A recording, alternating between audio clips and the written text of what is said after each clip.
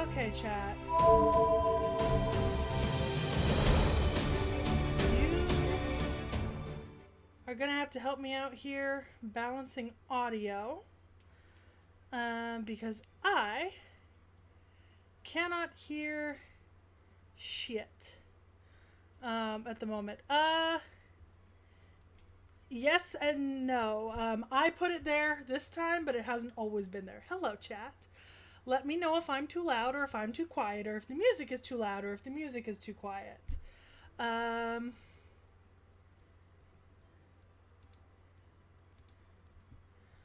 currently trying to...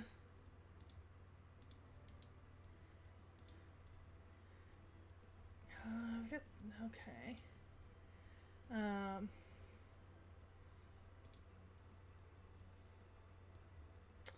I wonder if I can view doc, add chat back for myself to look at. No, actually, that's fine.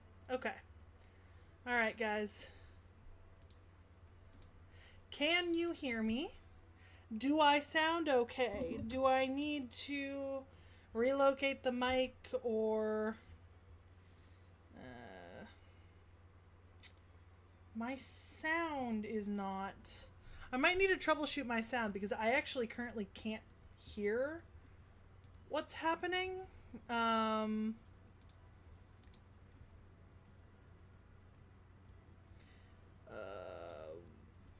Yeah, I can't currently hear what is happening in the game. Okay, can you hear the game at all?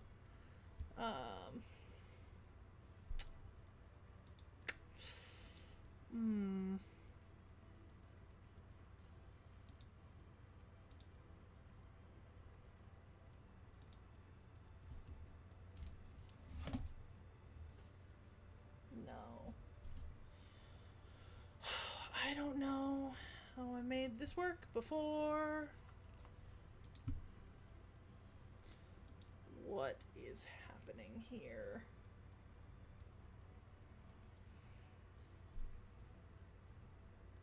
Yeah, I thought it was very, very loud before. Let's turn the sound up slightly. The problem is I can't hear the game, so it's kind of like a weird catch-22. I don't know what it sounds like. I'm not sure what I did. Yeah, no, that's fine. Obviously, new setup, guys. I'm currently not at my house. Okay, I turned it up slightly. Let me know if I need to turn it up some more. I think we should all be lucky that I managed to get scenes and everything set up and the capture card working, because honestly, all of that was already a bitch. So, I kind of move the microphone slightly away so I can see what I'm doing. The problem is...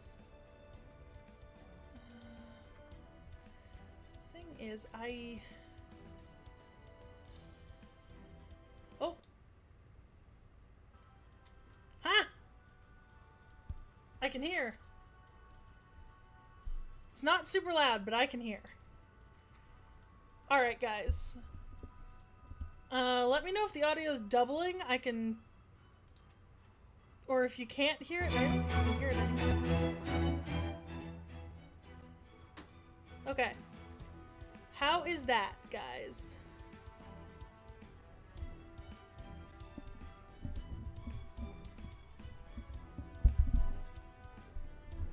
Like, how... okay, so you guys can hear it, I can hear it, we're all good? I turned it down a little? Okay. If you're good, I'm good, we're good.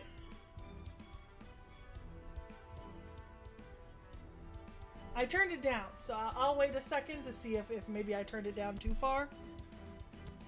Because you guys shouldn't be too far behind me. Hi, Jens! That's fair. Well, the VOD will be available. Okay. Alright. in chat, if you feel like the game is too quiet, tell me, let me know. I will turn it up in the back end. I currently have it at like negative 20 decibels just to make sure it's not overpowering me. Okay. Alright, so we have plenty of bluestones. I think I have like 17 bluestones right now. We also have a Santa Nightingale that is up to level 80 or 90? I think it's 80. And she's got her skills 110-8. And she's NP5. So, in case we need... in case we need a Santa Nightingale at some point, you guys can tell me, let me know, and we'll be able to figure it out. Awesome. I think I also fixed somehow the chat size is actually good on screen too, which is odd because I didn't actually do anything different than what I would normally do at my home computer, so maybe, maybe there's something up there, but whatever it is. Okay. My sound is not incredibly good, but I can hear the game and that's what matters. Yeah, Knick-Knack told me that I should maybe buy her and do that, so I did, but I do. I don't play very often. I used to play more, and I don't play anymore, so it's kind of like, I have a chess set, I have played before. I don't think I'm particularly good at it. I'm not super great at seeing a ton of moves ahead, so. Alright, starting out strong with a no battle node. The day to bring down gods.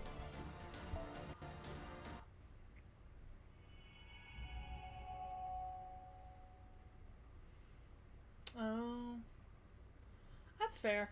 I've kind of stopped collecting cards for most things. Like I spent enough of my time on Yu-Gi-Oh cards, and I don't collect them anymore, even though I used to. What's going on? What the hell kind of bullshit magecraft was that? The hell do you think you are, raining meteors down on me like it's no big goddamn deal? That shit was at least as powerful as Zeus's damn thunderbolts. Of course, this is the same magecraft I used to defeat Zeus, though only the one time. So, would you agree that this display of might is enough to show that I am worthy of being your master, Canis? Now, are you willing to form a contract with me, your summoner, and rise up against proper human history? Goddamn, guess that bit about him beating out Zeus wasn't bullshit after all. No thanks, I don't take orders from any man. Especially not the kind of man who tries to make me obey by force just because he's stronger than me. You think I'm strong? Me? I'm not. I'm a weak, fragile human. Even this victory only came at great personal cost. I only managed to win by using every trick at my disposal. You would easily beat me if we were to fight again now. Hey baby. Cute kitty behind me. Like hell I would. This bastard hasn't even worked up a single damn bead of sweat. I'm not trying to compel you. What I seek is a mutually beneficial relationship. You're just the heroic spirit I need. I want your help. I'm sure you'll find my plan to be to your liking. In fact, I'd even say that in one sense, you'll find it irresistible. You see, while I have, truthfully, declared that my goal is to end the world of humans and build a world of gods, no, on second thought, I'll go ahead and tell you everything. Just between you and me.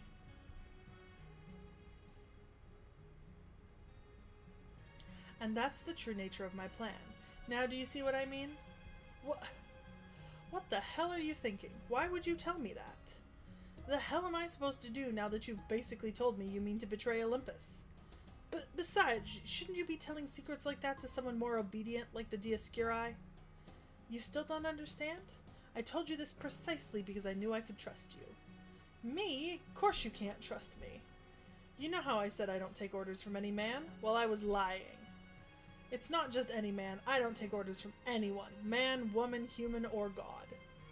You know why I ended up in this body, right? Because I'm a killer who hates everyone, god and human alike. Yes, I know. You hated the gods for their flaws and tyranny, and humans for being weak, yourself included. But even though you were so enraged and despondent as to rend your own body, you still chose to survive instead of taking your life.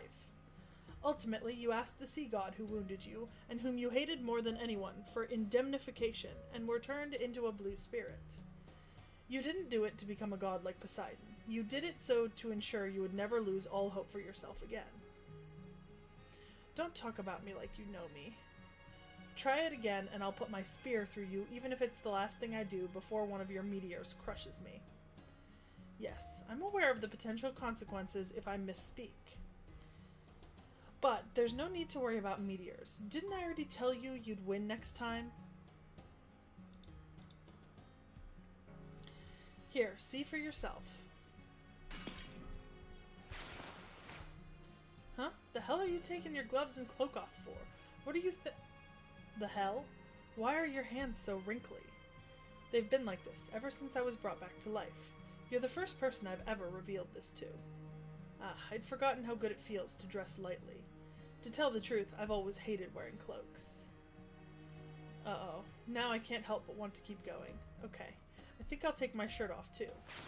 Huh? Now what are you talking about? First you bring up Poseidon, and then you start taking your clothes off right on this beach? Not even Zeus would insult me like that. Damn, you look terrible. Thank you for your honesty. It's refreshing to hear the truth spoken so plainly. You could give Prometheus a good run for his money, least in terms of sheer emaciation. Of course, I expect there's probably a more fitting example in your fancy religion. So what about that scar in your chest? How come that one isn't healed? Oh, this happened back in my hometown, before I came to Chaldea. It was a curse designed to damage my magical circuits directly. My father inflicted it on me when I was a child. Afterwards, I was shut away in a basement for several days. That's how I got this. Shut away, huh? That's a real gentle way of putting it. It's the only way I can put it. Anyway, to make a long story short, I made it out of that basement, made my father retire, and successfully assumed leadership of my family. That was the point when my objective became clear. I swore then and there that I would find a way to overcome betrayal, oppression, discrimination, prejudice, fear, jealousy, anger, anxiety, all the human weaknesses and defects that cast a pall over our lives and minds. Canis, your summoning was no accident, nor was it a compromise.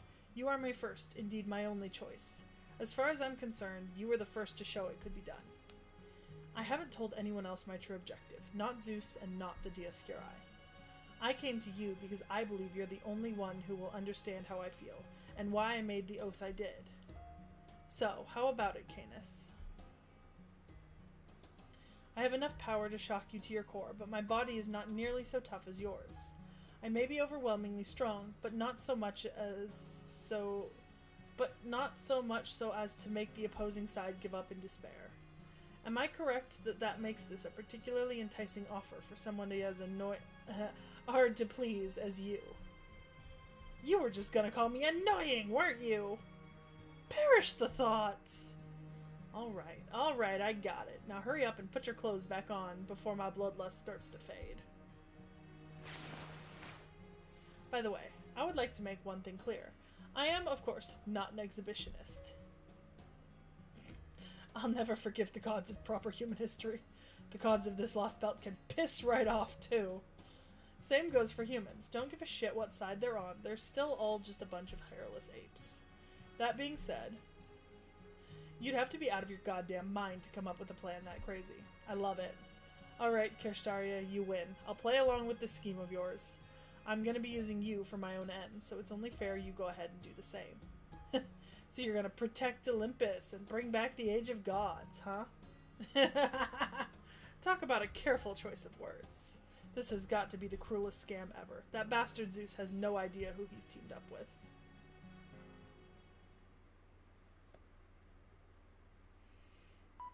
This is the Storm Border. I expect you probably know what's happened by now, but just to be sure.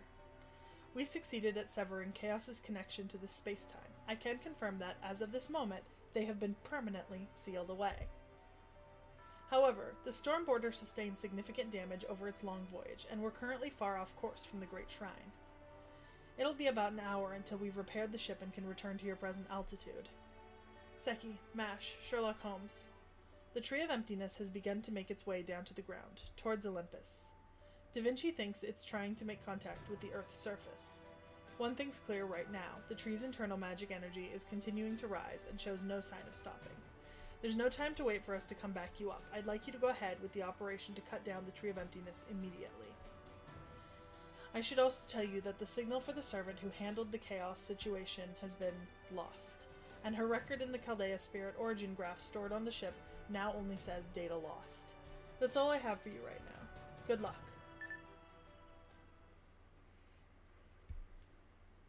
Musashi. Data lost. That's every last Olympian machine god dead. So what gives?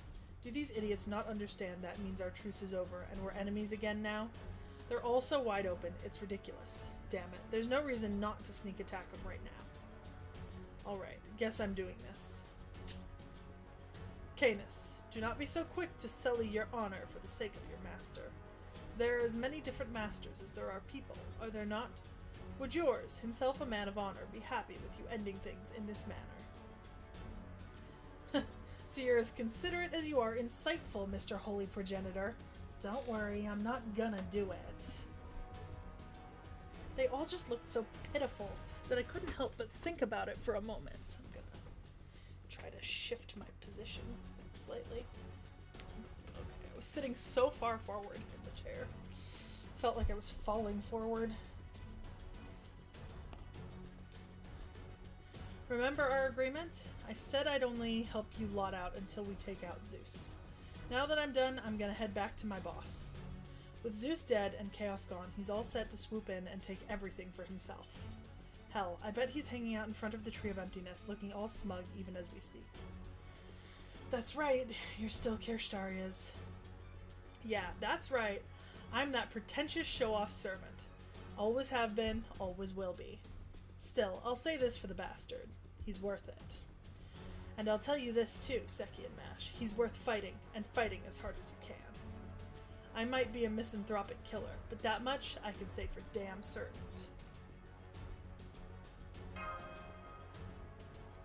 Canis, how can we reach the Tree of Emptiness's roots? What, you need me to tell you that? Isn't it obvious? See that palace off to the side from the Cronus Crown?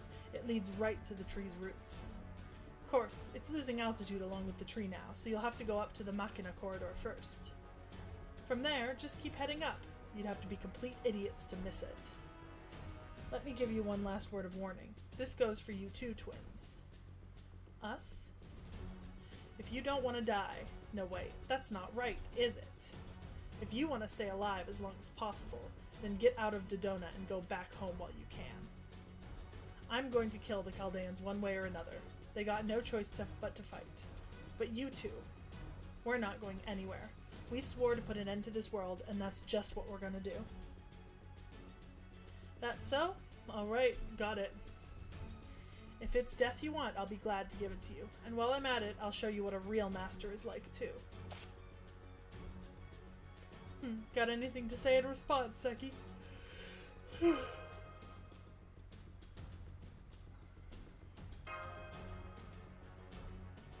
Right, that's the most crucial mission we've been entrusted with. Oh! Well done. It seems there is nothing left for us to say. Holy Progenitor Romulus, is it just me, or is your body glowing even more brightly than before? It's not that, Europa. That's his spirit origin dispersing. It means his manifestation is almost over. What happened, Holy Progenitor Romulus? Forgive us. Unfortunately, we will not be able to join you for your battle against the mage who grew Atlas, the opponent you must defeat at all costs. Though Aether may have summoned us here, we retain a grand class spirit origin, and the only time a heroic spirit with grand status appears is when the final showdown is close at hand. And while, owing to this lost belt's own peculiarities, 2 grand servants were summoned here, we made the same choice the other did, to protect this world rather than to eradicate our enemy. Escorting the Stormborder to the Void spent the last of our magical energy. Soon, our spirit origin will vanish. Whatever battles are yet to come, you will now need to fight them alone. We hope you can forgive us. We see. Then we leave the rest in your hands, O Mage of Modernity. If, in the battles to come, you should encounter a foe that threatens to shatter your very soul, look to the sky. Emptiness, or to think of it another way, space with which to dream, is within grasp to all who reach for it. Even that which lacks form can serve as fuel for the heart. Furthermore, emptiness belongs not to the gods, but to humans. Do not be afraid to reach out and take it. Do that, and your hands will reach even those terrible heavens as surely as ours.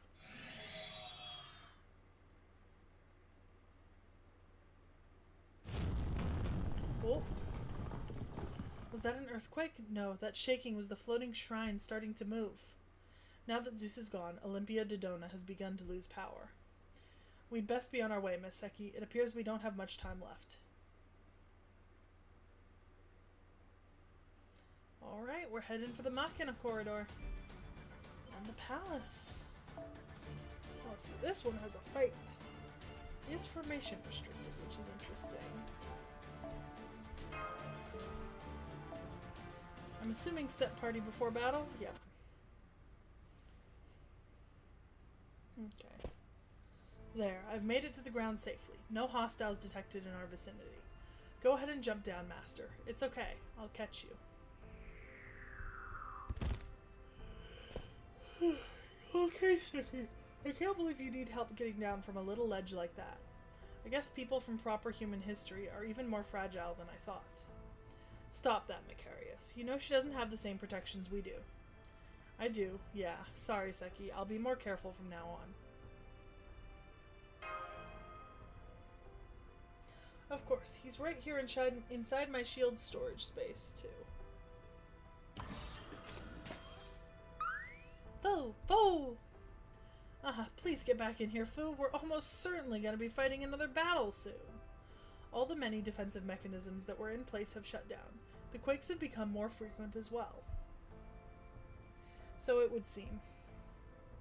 I can no longer sense Lord Zeus's light from within the Cronus Crown.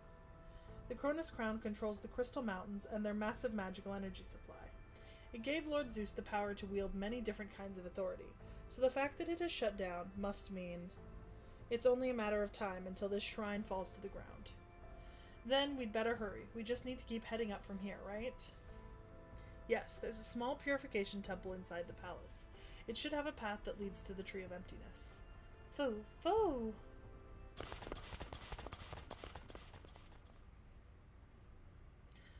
What's this place? A table that differs significantly from Olympian designs. 7 chairs, a modern-day magical circuit in the room. It seems most likely that this is the Cryptors' meeting room. I expect this is where Kirstaria and the other Cryptors... Huh? Attention, my fellow Cryptors evacuating to Olympia Dodona. If you're hearing this, Zeus has fallen to Chaldea, and the Tree of Emptiness now belongs solely to me. The moment is at hand. The Tree of Emptiness's stored magical energy has reached a critical point. Now that my Tree of Emptiness, Atlas, is about to fully bloom, our contest to grow our lost belts and determine the next course of human history is over, and I've won. I only hope that you're all still alive to hear this. I'm sure you have many thoughts, but I hope you can accept the new world that will soon be upon us. Farewell.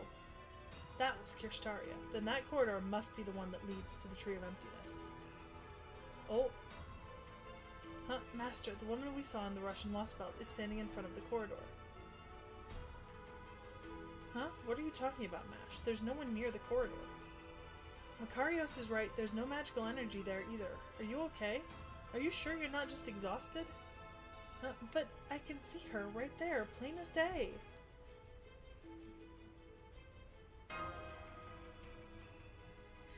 Perhaps she wishes to tell us something, or perhaps she's some kind of random phenomena. Regardless, we have no time to deal with her now, as it seems she won't be getting in our way. It may be best if we moved on and ignored her.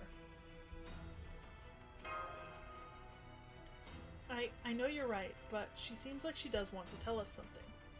Forget about the invisible girl and come on, we're almost at the end of this. What are you scared of at this point? This guy completely kicked your asses in Atlantis, right? Don't you want to return the favor this time?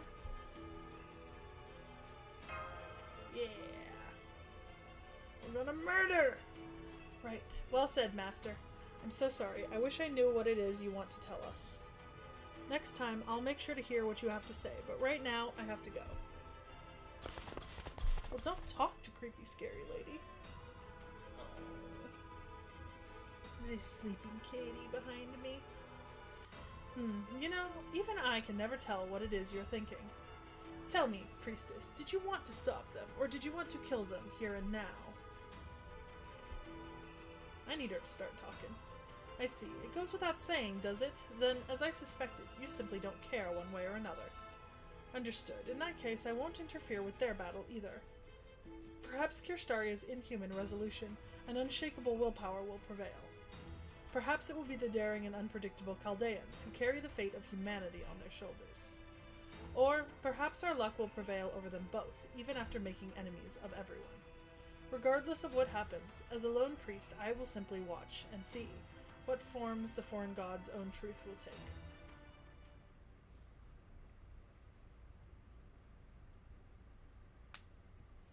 At least the Tree of Emptiness is pretty.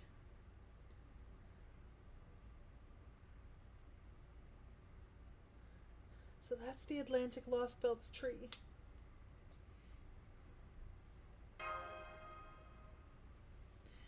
Huh? That's strange. I'm not getting any response from Sheba. I'm not seeing anything in the way of confirmed future attack patterns with future prediction, either. It looks like it doesn't have any hostile intent whatsoever. What? Does this mean this Tree of Emptiness doesn't possess any means of attacking its enemies? Or perhaps that it has no need for them? So this is Tree of Emptiness Atlas. Even I have never seen it this close before. It really does look like there's a galaxy inside an empty tree. I mean, I could see that from the ground before, too, but yeah, seeing it up close is somehow overwhelming. I mean, it's definitely beautiful, but more than that, it's terrifying, I take it. I feel the same way, Adele Makarios. Hello, Chaldean remnants and Olympian traders. As a representative of both worlds, allow me to welcome you to Tree of Emptiness, Atlas. Ay. Not Limbo and Canis. What a combo. Limbo. Right you are. It is I, the very Limbo you defeated only a short while ago. Surprised. Shocked. No need to say anything. I can tell exactly how you feel. You're positively aquiver. You're positively a quiver with astonishment. Yes. A quiver. I did not know a quiver was a word. Is a quiver a word? I'm about to Google this shit. A quiver.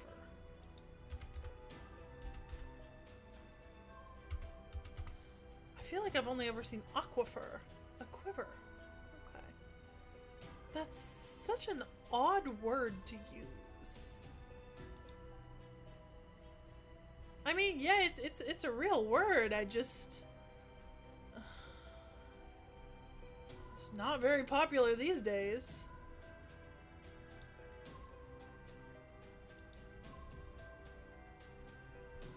Interesting. Okay. But, as you can see, I am indeed immortal. No matter what manner of harm is visited upon me, I will always bounce back as surely as turning a page. I never gave you permission to speak, Limbo. Be warned that I am not as lenient as Zeus. Now be quiet, or you'll find yourself burning to cinders like the page to which you've just likened yourself. What was that? A mere cryptor daring to tell me what to do. You mean you still haven't noticed? Unbelievable. You do understand that you're the Shikigami Limbo left here to keep an eye on the Tree of Emptiness, yes? Well, the thread tying you to the real Limbo has been cut. You are now Limbo's last remaining clone. Impossible! I'm afraid you must be mistaken. Only that Onmyoji could ever hope to sever my spells. What? It has been severed! How? What could have possibly happened? This is terrible, absolutely terrible! What a horrible joke! I can't believe I can only die one more time. Very well. If you'll excuse me, Kirstaria Wodheim, I believe I shall leave this in your hands. I'm going to wait over by the Tree of Emptiness and watch you all kill one another from afar. Jesus, buddy.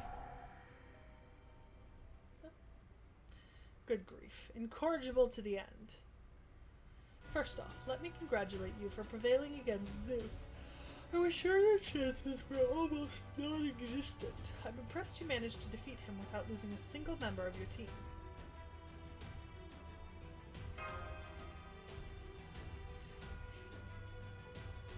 If it is all the same to you, I would appreciate if you kept the provocations to a minimum. Much as I would like to speak with you at length, we simply haven't the time. That tree of emptiness behind you is in a very precarious state, and we're not about to let all our hard work thus far be for nothing. We will be cutting it down as soon as possible, whether you like it or not. A most practical decision. But I'm afraid you're a bit too late. My tree of emptiness is already complete. Before, it was simply waiting to fully bloom. Now, it's using over half its power to protect itself. Once a tree of emptiness's bark reaches that point, it's no longer possible to interfere with it externally. The only ones who can make the tree die are Zeus, who was connected to it directly, and myself, since I possess the right to use it as I see fit. And that means...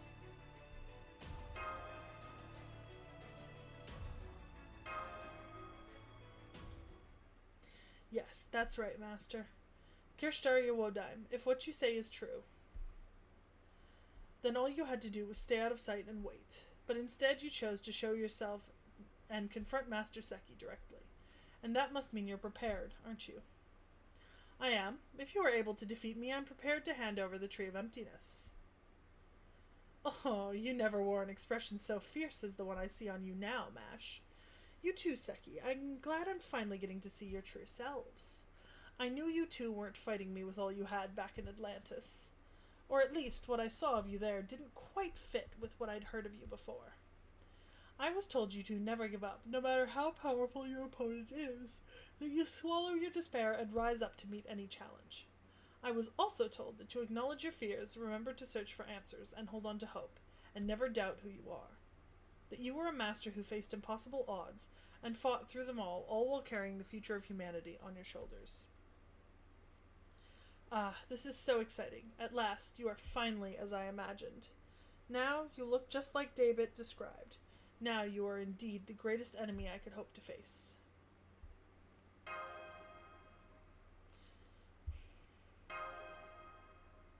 Foo! Foo! Whoa, when did you learn to talk tough like that, Seki? True, I never thought I'd hear you say anything like that either, and yet, strangely enough, it also sounded just like something you would say. Indeed, Miss Seki does seem to be back to her old self, as she used to be at Chaldea. Right now, it's clear she's not consumed with sympathy for this lost belt, nor preoccupied with the mystery of the foreign god. Her only focus right now is the powerful enemy before her. Now I see. So this is what you wanted, Kirshtaria. A battle to determine the greatest master. And a way to entrust what's to come to Seki without putting himself in her debt. Wonderful. That's just what I was hoping for, Master of Chaldea, though you were never one of us. Don't worry. I'm not going to pull an Akuta. I'm simply going to obliterate you here and now. The enemy master has assumed a combat stance. Master. Come, Canis, let's begin. This will be the last battle ever to be fought between humans. Okay. So I'm fighting Wodaim and Canis. Oh. Hate that. That's disgusting. Okay. Alright. Strong against Lancer is Archer? Yeah? I don't have my post-it.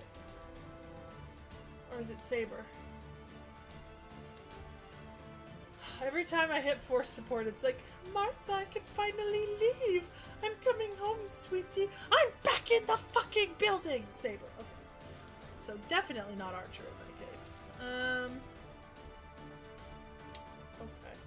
I actually don't have a good saber, is the problem.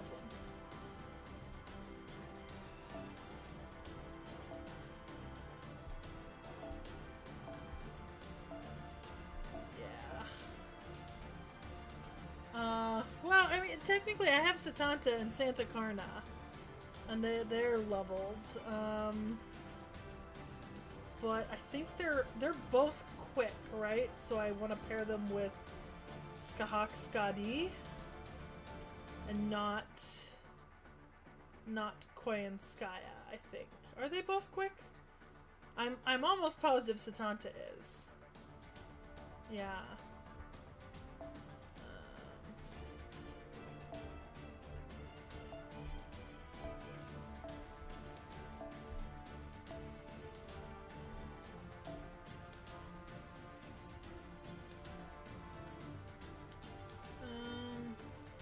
Okay, so quick gang. Not ideal because MASH is there, but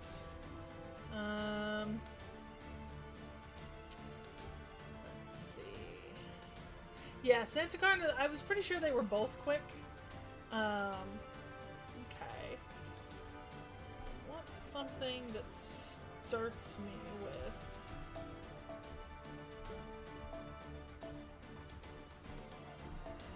What's something that starts me with?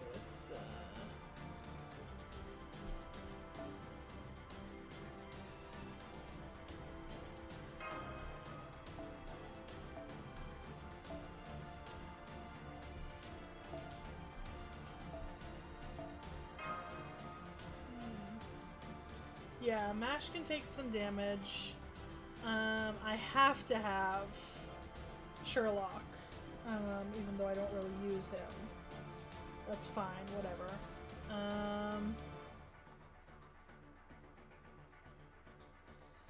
And I guess I just leave Estrella and Coulter there for, you know, for contingency. I don't know. I guess we can try that. It should give me. I'll start with 50% CE on both of them, and then we'll go from there in terms of earning NP. I haven't used a quick team in forever, so.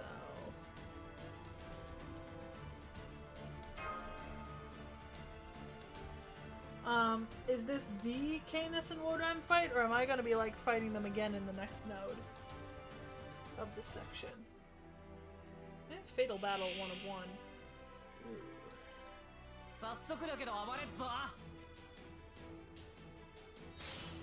Don't increase break gauge. Fuck you. You gave her another break bar. You gave her another motherfucker. Why? Why would you do that?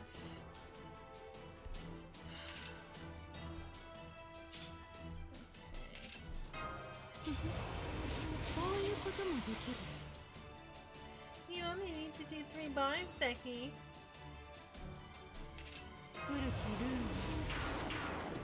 Just 3 bars, Seki.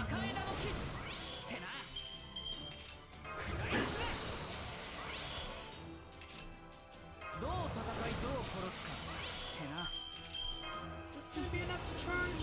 Oh, damn, it's not. Okay. I was really hoping that would be enough to charge. It would have been nice if it was.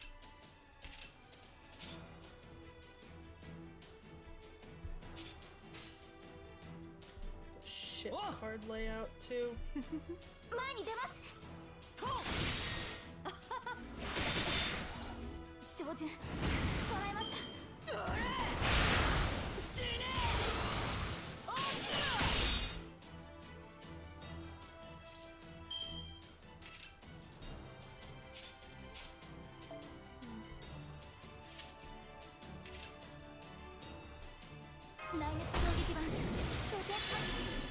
Okay, that's better.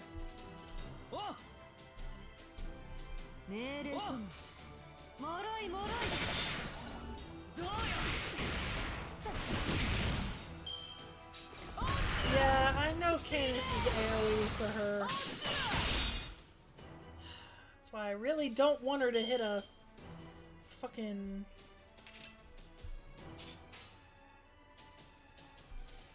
What does your... Okay, sure hit to yourself, deal significant damage. 30... I think I can blast through this break bar without using the NP. Let's try that. I'd rather use the NP on the next break bar if possible. Okay. Yeah. That's what I thought.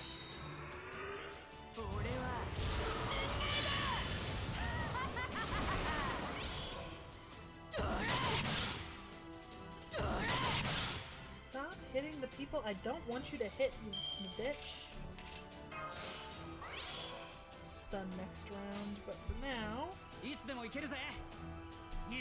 run that chain. Okay. See what we got. Sure hit. Decent. Could have been better. Could have been better, but you know. Did get us most of the way to another breakball. Appreciate it. Stop hitting people I don't like hitting. I'd appreciate that a lot. Stun? Stun! Fantastic. Fantastic.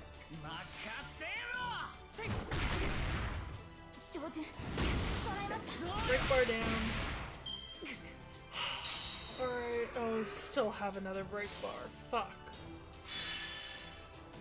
Oh! Oh, you little bitch! Oh, you little bitch!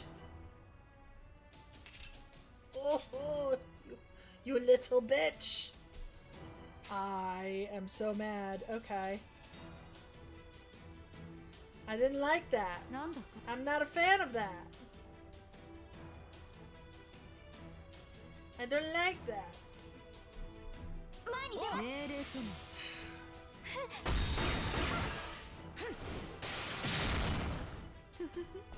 Especially because I think I'm about to lose, what, all three of them?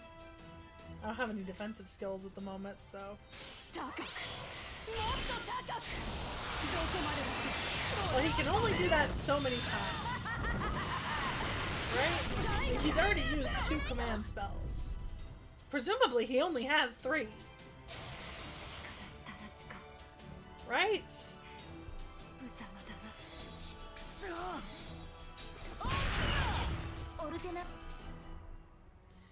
Well, this is not a great backup.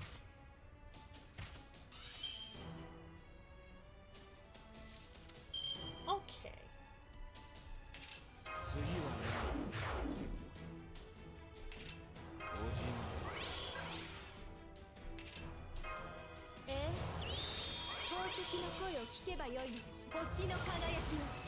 Yes, this is in fact my worst nightmare.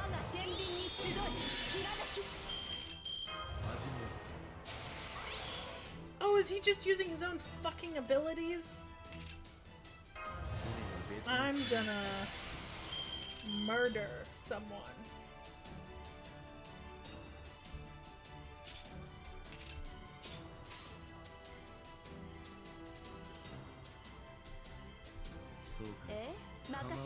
That's not fair, I would like to say. That is very unfair, and I don't like it.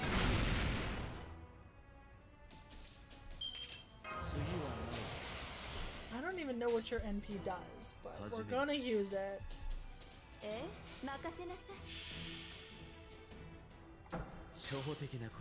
not an attack NP. Is debuff?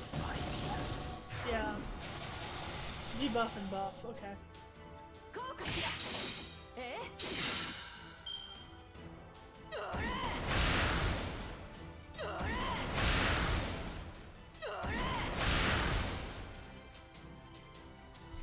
This is actually my nightmare. It's fine.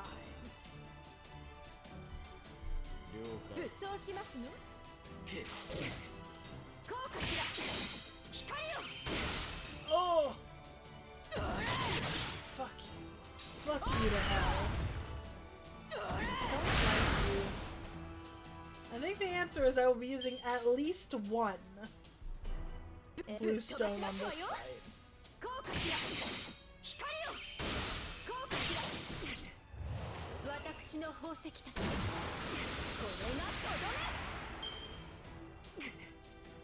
I'm sure someone, unlike me, could probably do this super easy, but I am not that person, and I do not like this. Bitch.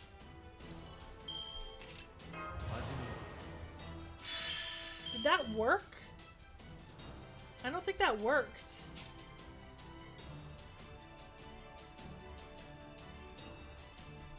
I don't think that worked.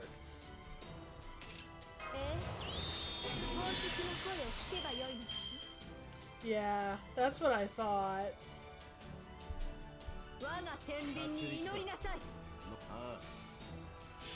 He better have. Hey, sweetie. There we are, Lily. Hello,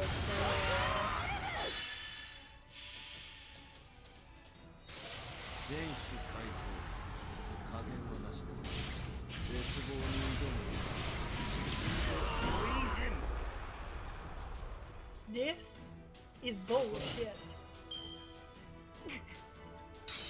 Oh my god, we're finally down.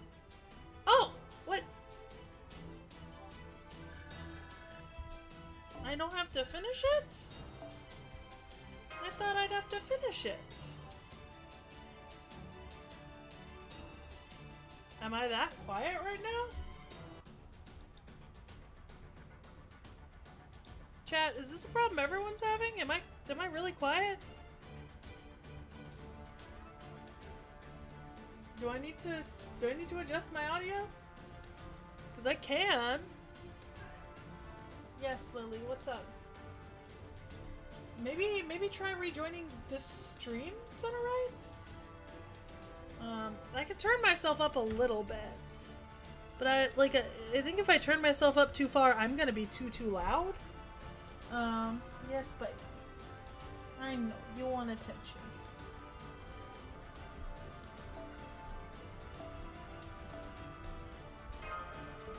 Okay. Hello, love. Do you want to be with attention? Okay, yes, you can come up. You can come up. Come here, Lily. Let me get that cheek in your eye. Get that big crusty off. Ugh. That was a humongous crusty baby girl. Okay. Okay. Might have been during the fight. I was just being quiet. Okay. Damn it. These guys just won't let the hell up. What a pain in the ass. The hell's going on here? Come on, Kirstaria. What are you holding back for? Do the thing already. Huh? What thing? Do you mean what I showed you? Do you mean what I showed you on that beach back the... Not that, dumbass. Those meteors you love to throw around. I never got to see them in Atlantis, and I want to kick back and enjoy the show from the winning side for once. Ah, you mean my meteor rain. Naturally, I'm not going to hold anything back. However, it would seem it's time. Excuse me, Seki, but would you mind pausing for just a few seconds? Huh? Master, the Tree of Emptiness's inner magical energy is spiking rapidly. Get back. It's not safe. Hello, baby girl. Would you like to... Do you want me to make space for you? Okay. Okay.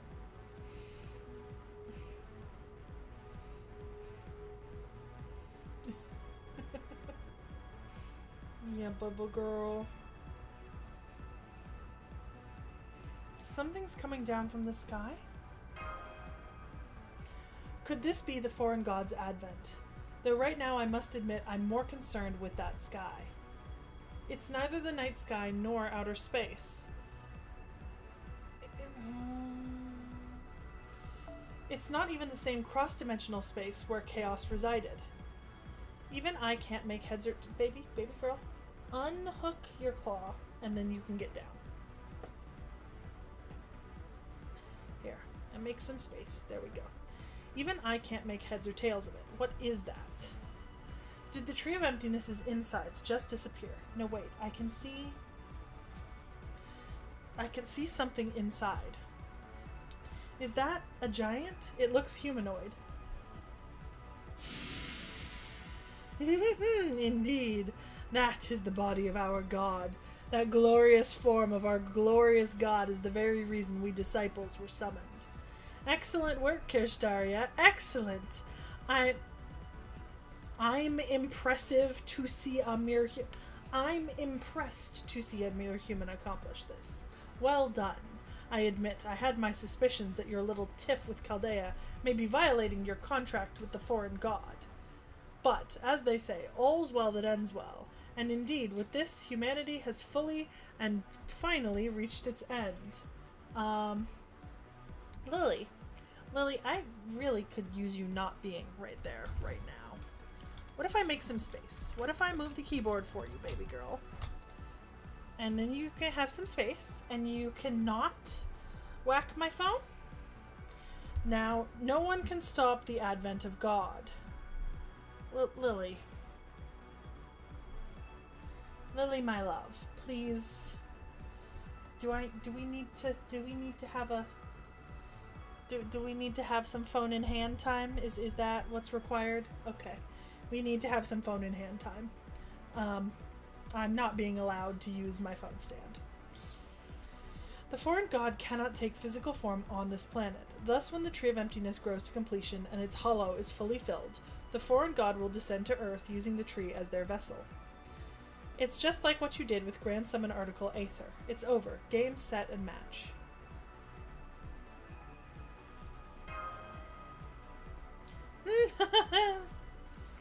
I don't think so, Seki. You put up a good fight, but you're simply far too late and far too powerless. You know, since this is also incredibly thrilling, I think I'll go ahead and deal with you myself, so that Lord Kirstarian need no longer... However, there is no place for the foreign god here. Look closer, Limbo. See for yourself exactly what's inside my Tree of Emptiness. What is offered to it. Oh, Lily. Lily, your fur. Huh? What are you talking about? The form inside the Tree of Emptiness is clearly the body of... Of what? Okay, I am allowed to have my phone back now. Yay! Sorry. I'm currently pet sitting, and Lily is very old and very set in her ways. She sits where she wants to sit, and I don't get to say no. It's very cute. Okay. What is this sickening divinity? How can there already be another god inside? Who is this loathsome squatter? Who is this other god? Who the hell do you think? You forgot all the times Kirstaria mentioned his name. This Tree of Emptiness's name ain't Magellan. It's Atlas. Then... You mean you summoned a divine spirit inside the tree? Atlas. Ugh, who is this Atlas? In Greek mythology, Atlas is the name of a titan who literally carried the world on his shoulders. So you brought him here ahead of time, Kirstaria. Yes, I did. I actually summoned 3 servants in total. Canis, a divine spirit from proper human history, the Dioscuri from this lost belt, and Atlas, the giant who served as the foundation of the Greek world in proper human history. After coming to mutual understanding, he agreed to aid me in my plan. A plan to build a new age of gods on this world rather than hand it over to the foreign god. How dare you! This is a clear breach of contract. Not at all. I've obeyed every instruction the foreign god gave me. Our agreement was that I grow my Tree of Emptiness to completion. We never agreed on what was going to fill it. Despite its name, it didn't feel right having it sit there so empty, so I took the liberty of preparing a resident for it ahead of time. Oh dear. Oh dear.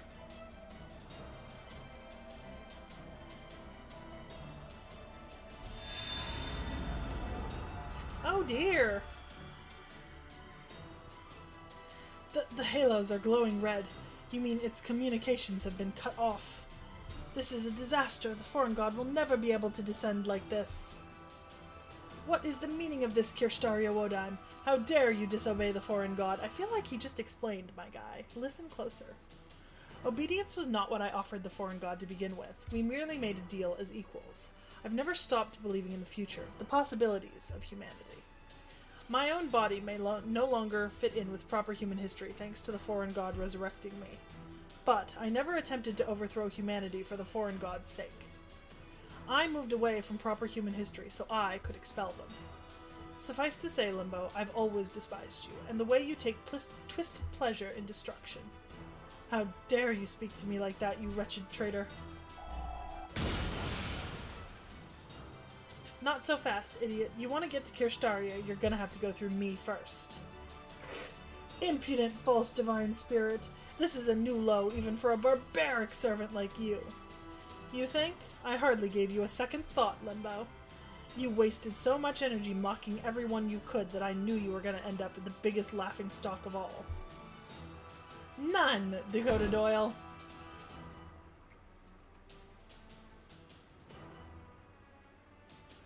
So does this mean the foreign god isn't going to come here then?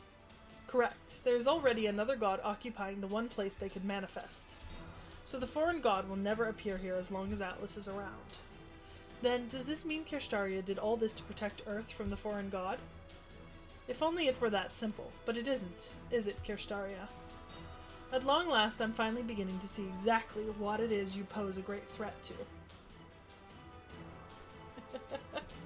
Right you are, Sage of Chaldea. Your insight and observational skills are remarkable, all the more so considering that Zeus interfered with your mind. I have no desire for the foreign god to rule Earth, but I also refuse to submit to proper human history. Huh? But you just said that you were going against the foreign god, that everything you've done was to help humanity's future. Not humanity's future, humans. I have no wish to protect proper human history, nor do I think that human history thus far has taken the optimal path. In that regard, it makes no difference whether I or the foreign god use the Tree of Emptiness mash. I simply can't bring myself to choose a future for proper human history. You of Chaldea are the only ones who can do that.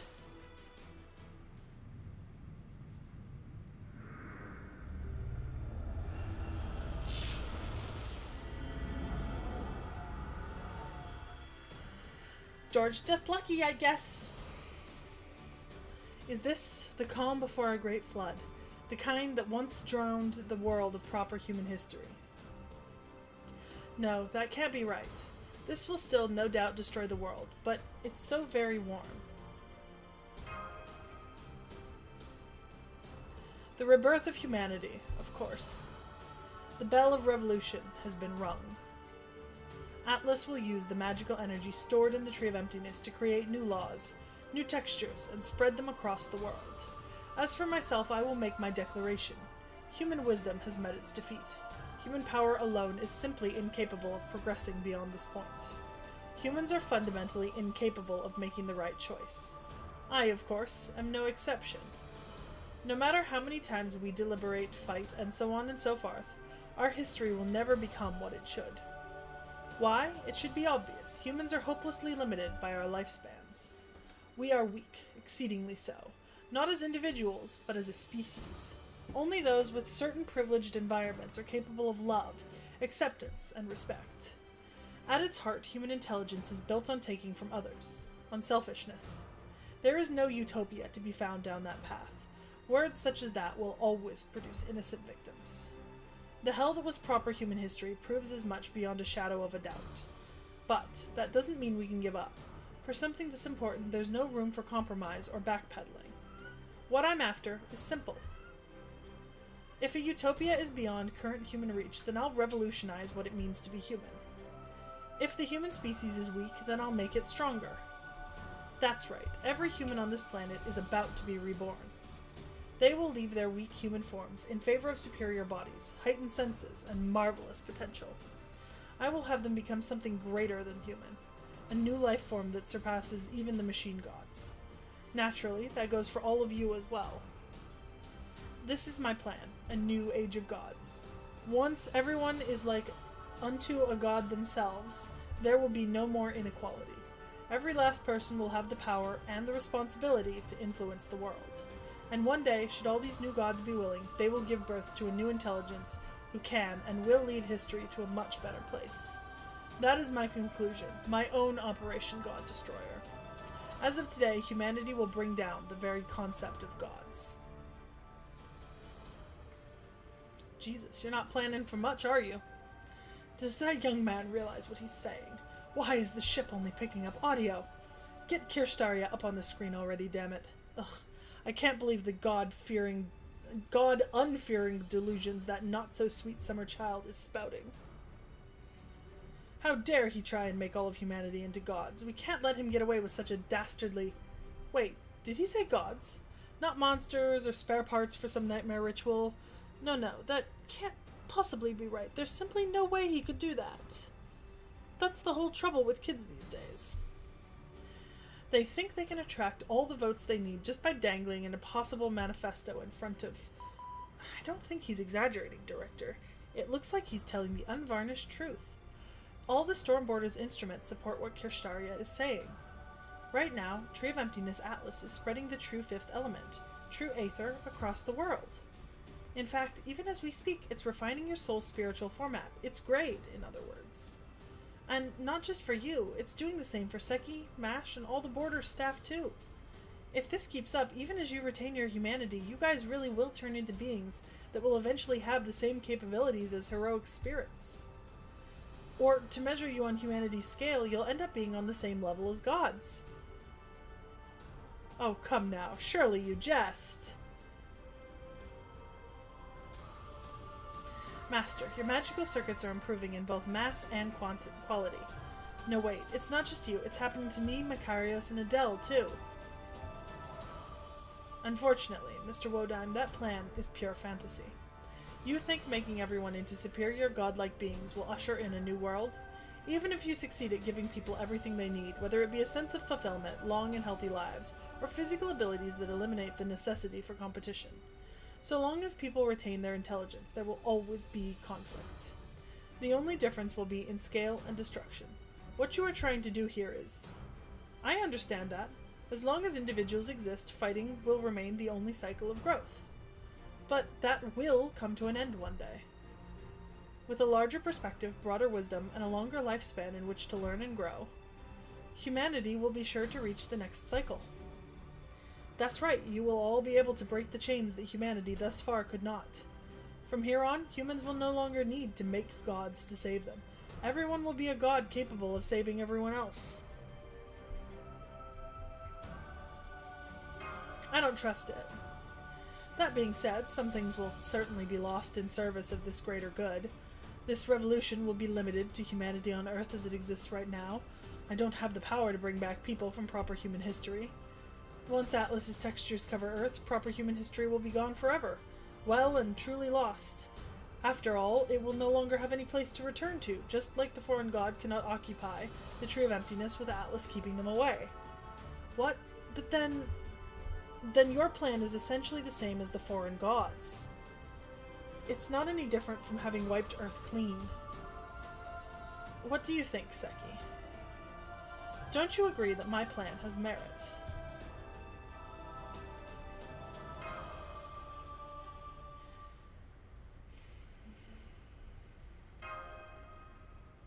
Do you think I am merely running away, that I seek to abandon the past and the present? You're not wrong. I have no good response to that. While I do believe you're capable of bringing that past and present back, I also can't deny that I'm passing all that work on to you. It seems the foreign god has taken measures to deal with me. I suppose it only makes sense that they would seek to end my life since they can't touch the Tree of Emptiness.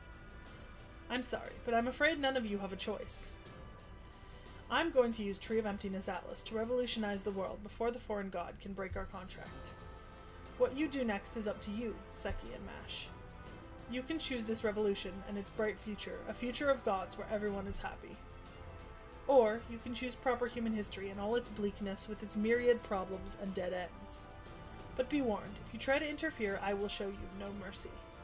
This is my grand order. It is the ideal I have fought for through my entire life. If you wish to stand in its way, then you must fight with all the strength you possess. This planet's future rests upon the outcome of this battle. If you think you can choose a greater future than I, if you believe you are strong enough for me to entrust you with the Tree of Emptiness, then prove it. I am Kirstaria Wodime. As a cryptor, I denounce proper human history. I am an enemy of Chaldea, and by extension, you. And I am the leader of T.H.E who fought to protect humanity. Okay. So this time, am I fighting Wodime? Is that what I'm fighting? Because it's a caster.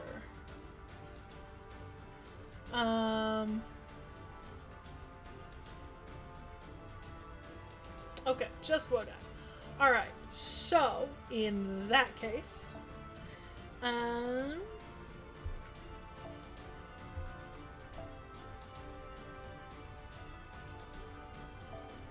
will temporarily flip you this way. Okay. Alright, so we want a rider, we want an arts. Here we go, is our arts rider. Oh, riders don't have advantage against him? Well, that's not ideal. Does anything have advantage against him, or am I just, you know, subbing in whatever I can to...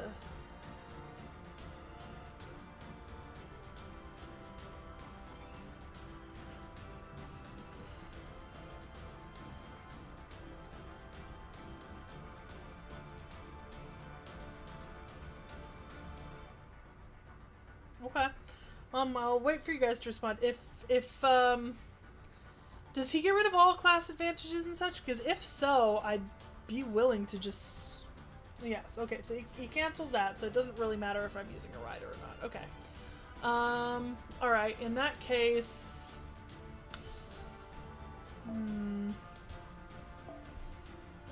all class, okay, filter. Can I sort by... What do I have in the way of arts? Well, maybe?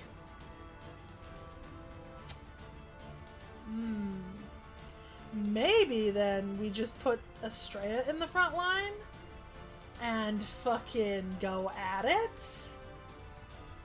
And I put somebody else in the back line? Honestly, I mean, Castoria backing up Estrella doesn't seem like a terrible option. That's cool, I'm not using an assassin. And we can put Melusine in the back to kind of, you know, swap in if needed. Okay. Then what's the point of saying it? I don't remember the Goetia fight. So, it's just bold of you to assume that I remember anything that happened before a week ago at any given time.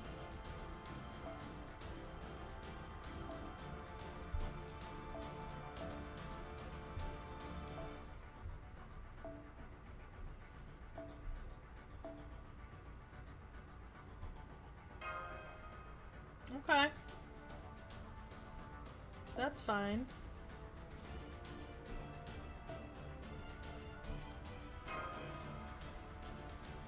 Alright, then yeah, let's put Estrella in the front row, and we'll probably swap MASH for Jufu round 1, I think. And then go at it. I think that'll be fine.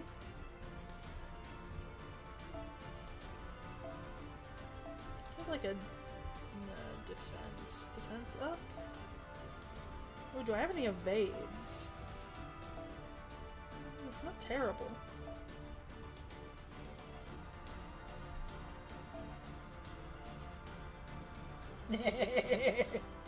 Okay. We'll swap that in. That's funny. That's funny is what that is. Okay. Alright, so we'll swap MASH for Jufu round 1.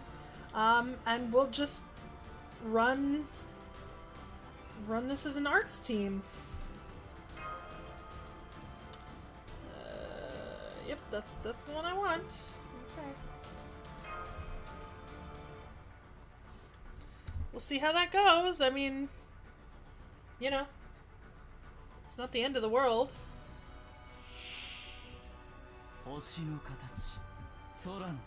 I don't think I have the original version of that CE. I can...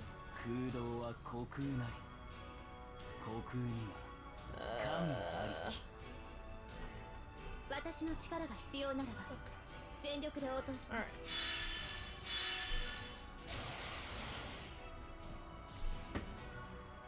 Okay. Yeah, there's the class affinity. Nullify debuffs. Gain resistance to crit attacks for 3 turns. Okay. HP recovery. 3 turns left. Okay. It's not great, but, you know, not fantastic. Low chance to remove buffs. Okay. Alright.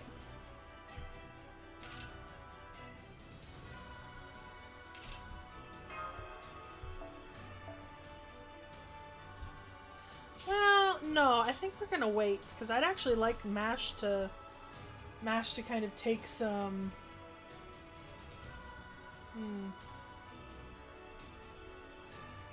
Okay.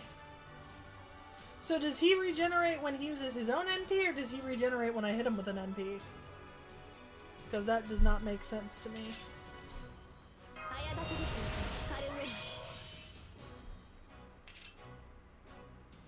Okay. Alright, so I won't NP him right now. Or I'll avoid it. I do want Mash to take some damage then, in that case. So I'll wait for Jufu. Oh,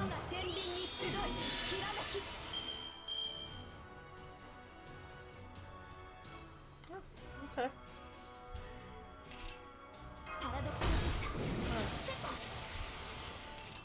So we're gonna pull target focus for round 1. And we're gonna hit.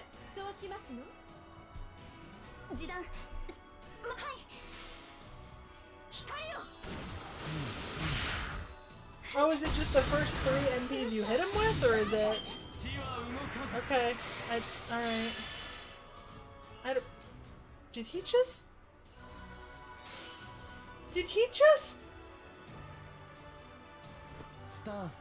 What the fuck?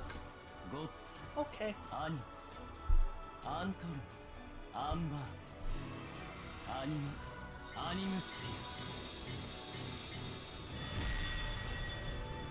He's just gonna drop an NP.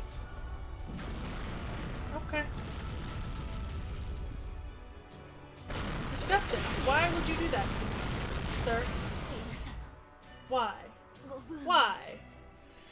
Is he gonna do that every time? That's my question. Like, is this an every time sort of thing? Because if it is, that's some bullshit.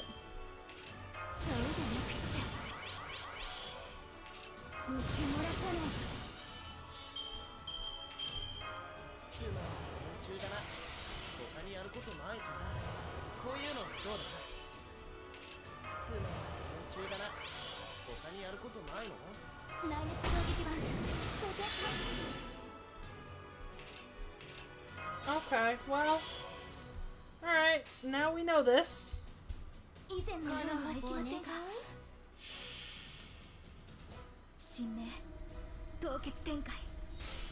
Although he didn't wipe Mash, so, you know, giving me just that little bit of use for her.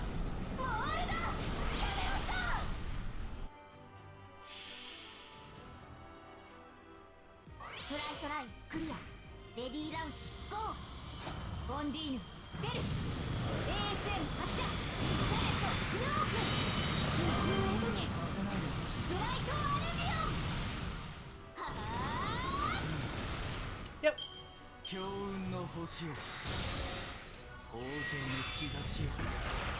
Suck a dick. And, wow.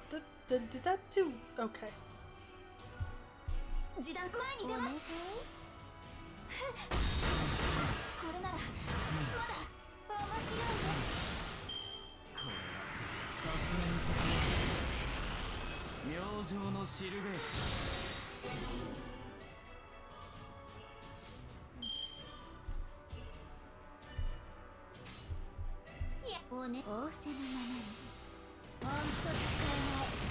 know, the problem is my Castoria is gone now, so...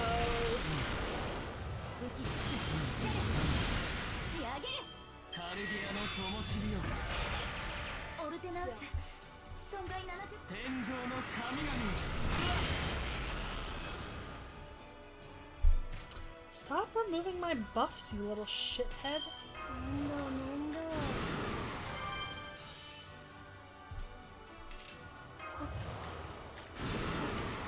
Well, I was unaware of that.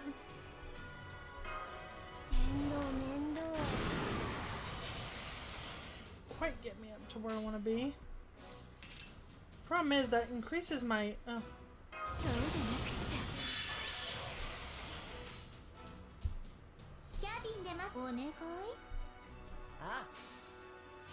I figured I had to kill him.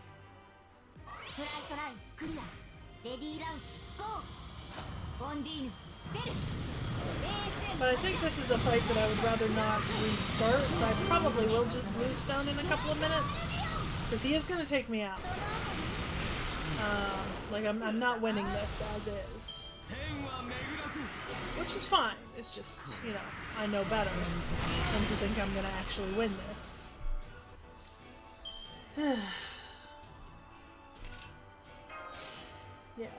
that didn't work.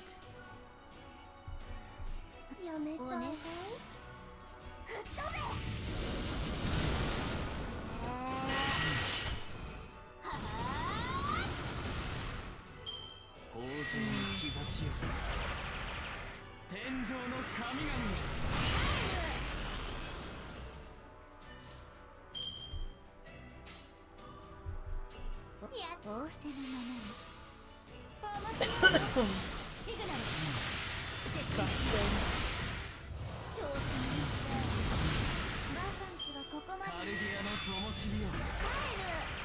Yeah, well, I had to try. You always have to try, you know? Because what if it did work? Then you'd be in a good position, you know?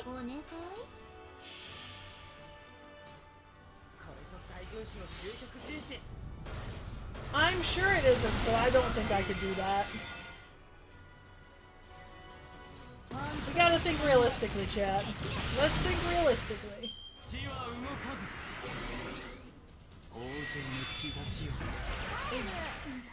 Bye, Jufu.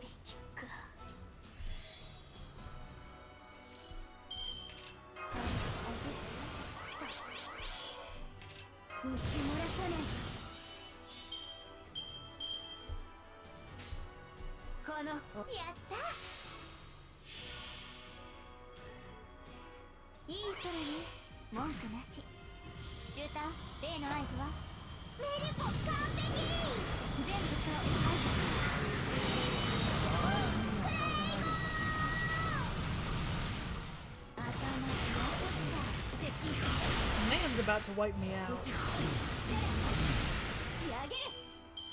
Alas. Stars, cosmos, gods, animus. Problem is, I'm just not doing enough damage. Like, I'm hitting, but it's not doing enough damage, you know?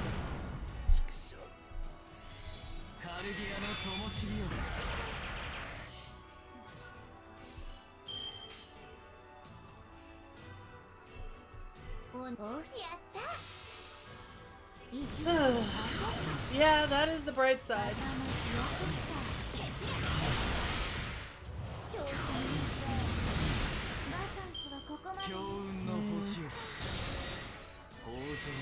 That's fair. I have no buffs. It's okay, who needs buffs? Buffs are for people who want to do damage. We don't want to do damage, obviously.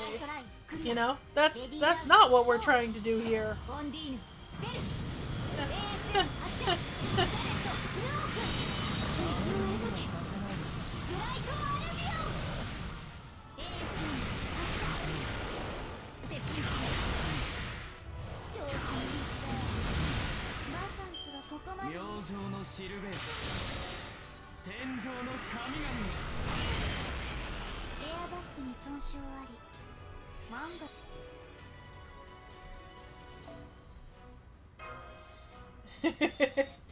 Wait, but the thing is, you know, Nady, we don't want to do damage here. Didn't you know that? Obviously. Like, we have no need to do damage. That's... Nah. Nah! Why would we need damage?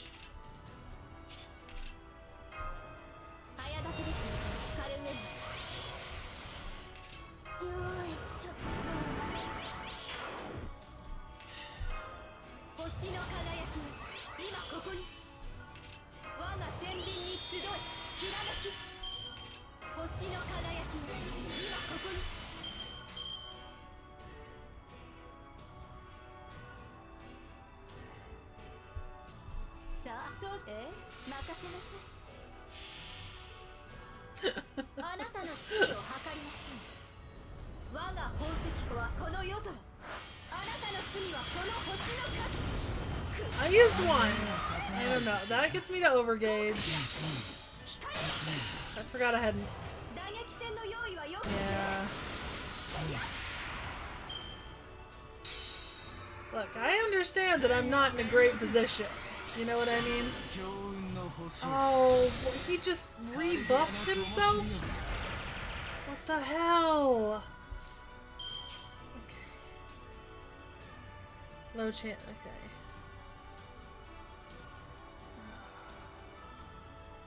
Oh. Yeah, I see that. 黄昏の時対終末対粛清防具我が天秤に祈りなさい不老不死なんてあるわけないでしょ We're doing our best here. Okay? I did see that. 最果ての島罪の I did see it. 最後の竜は我が胸 I do have eyes, 守 guys. 護者たちラウンドが I am capable of looking and reading. 裁定を下しますこれはあなたの善の軽さそしてあなたの罪の重さあまり無理をさせないでほしいな血は動かずこれはさすがに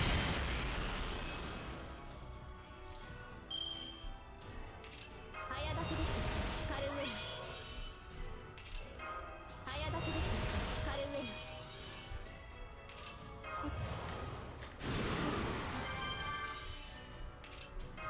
It's not gonna quite get me up all the way, but I'm getting close. そうしますの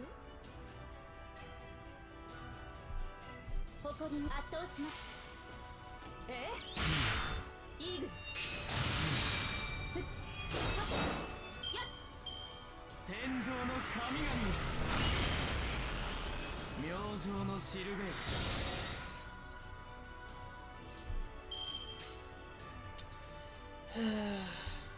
黄昏の時ぶっ飛ばしますわよ違法な国時の終わり慣れた剣は彼の手霊言なる勝利を刻めラウンドオブアーマー裁定を下しますこれはあなたの善 Well, nobody said anything, Nick Nack. あなたの罪の重 Not a single person gave any level of interference beyond class advantage doesn't work. So, スターズコスモスゴッツアニマスアントリアンバースアニムスフィア王政に兆しを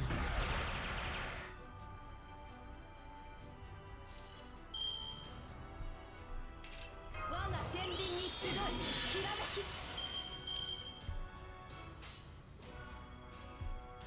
ぶっ飛ばしますわよ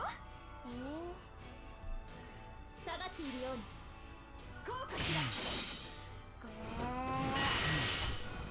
撃てマルミアノワカルディアの灯火よ強運の星よ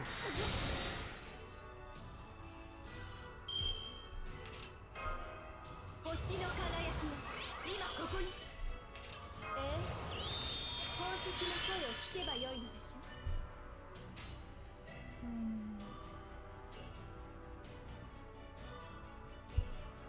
よしやるぞぶっ飛ばしますわよそうしま任せなさい不老も不死も人の究極願望故にこれなるは不老不死の霊薬こうかしら光よ天は巡らず明星のシルベート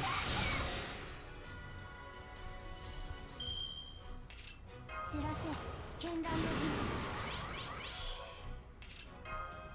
早立てですカルウェイ。さあこいつそうしますの。誇りにかけて裁定を下します。これはあなたの善の軽さ、そしてあなたの罪の重さ。くっとあまり無理はさせないでほしいな。こうかしら。受けるだろう。強運の星よ、豊穣の兆しよ。恨み晴らさでおくべきか。Who's sub? Oh, that's who's subbing first. Okay.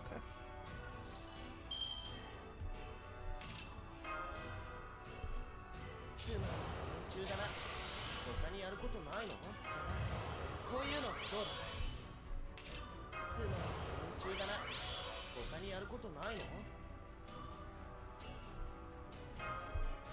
早立てですカルウェイ。 Up your own NP, baby girl. すべてさあこいつでゴールですわ。これぞ大軍師の究極陣地。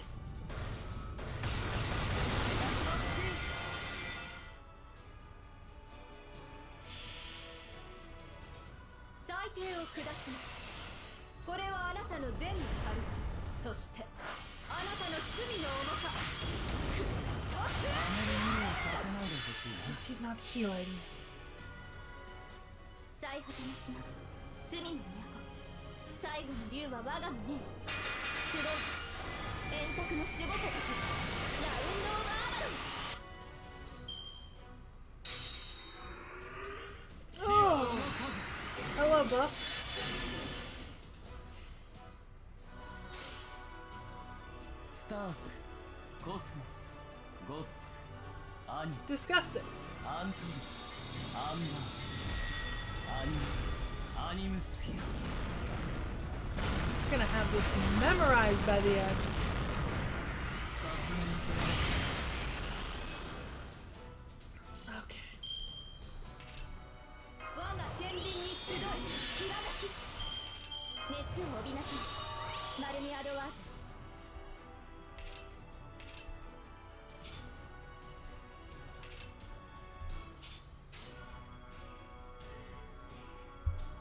判決の時です。そうしますね。 Try to get a little refund on that. 裁定を Even if he's gonna heal, still have to knock out those chances to heal. そしてあなたの罪の重さ。くっとあまり無理はさせないでほしいな。こうかしら。宝石たち He might have paid extra for his refills, but so did I. 強運の星よ。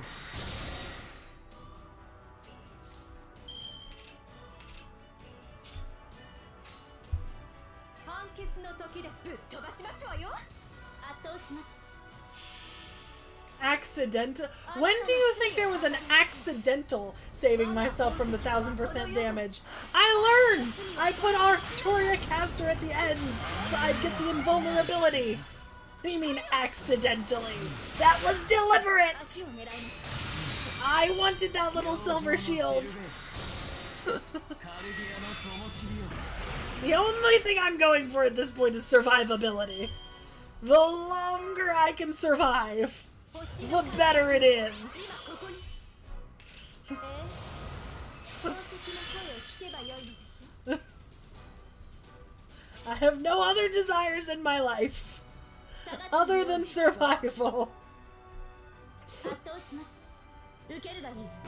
You forget Mash and Melusine are still in my backline right now. そこです。天は巡らず天上の神々よ。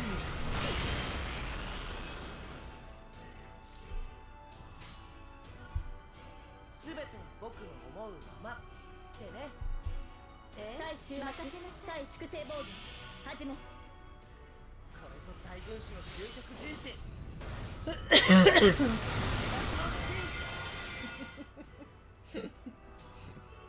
うかしら。 Accidentally my ass. 罪の都。最後の The way that I am using this Astoria. 円卓の守護者たち。兆しよ、カルディアの灯火よ。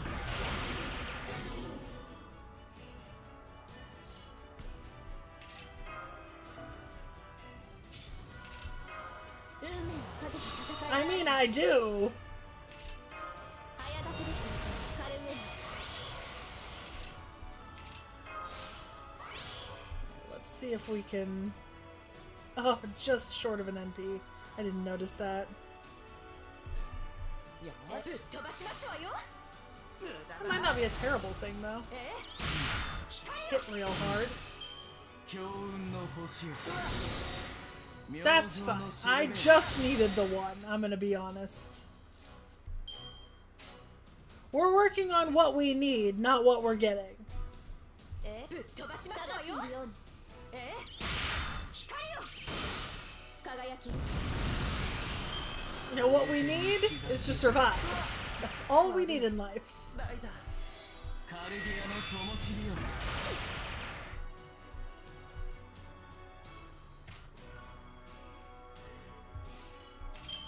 打ち漏らさない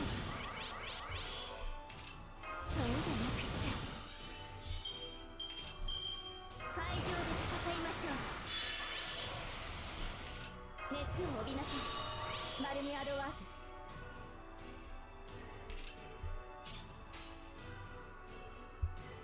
我が天秤に祈りなさい一番やった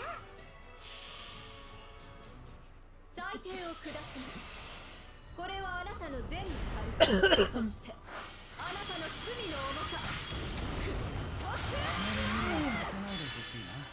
I need you to stop healing, motherfucker. トライクリアレディーラウンチゴーオンディーヌセル ASM 発射セレットフルオープ水を描けさせないでほしい。フライトアレ You will stop healing at some point. これはさすがに王城の兆しよ。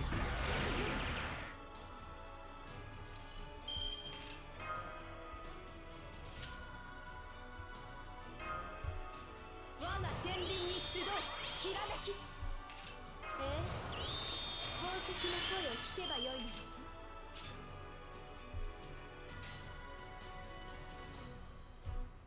ょ仰せのままに You are not likely to survive 飛ばしますわよ an NP, so let's just go for damage.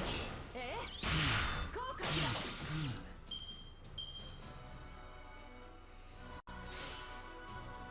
スターズ、コスモス、ゴッツ、アニマス、アントリ、アンバー。 I think Melusine still has invincibility.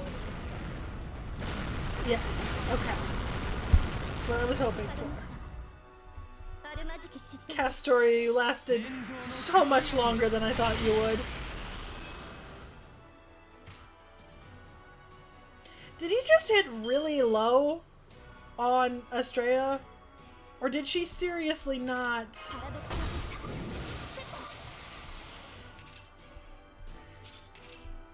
サル内熱衝撃版装填します Eh, I don't care.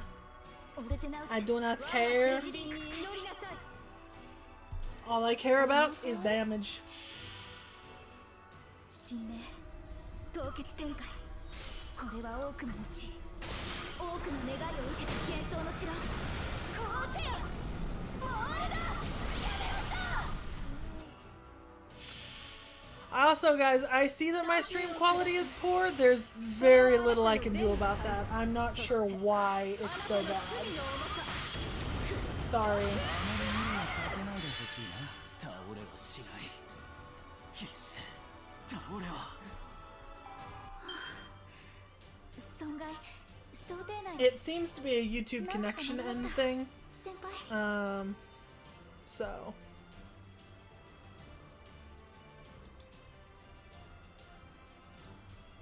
Oh, I won! Only one blue stone used.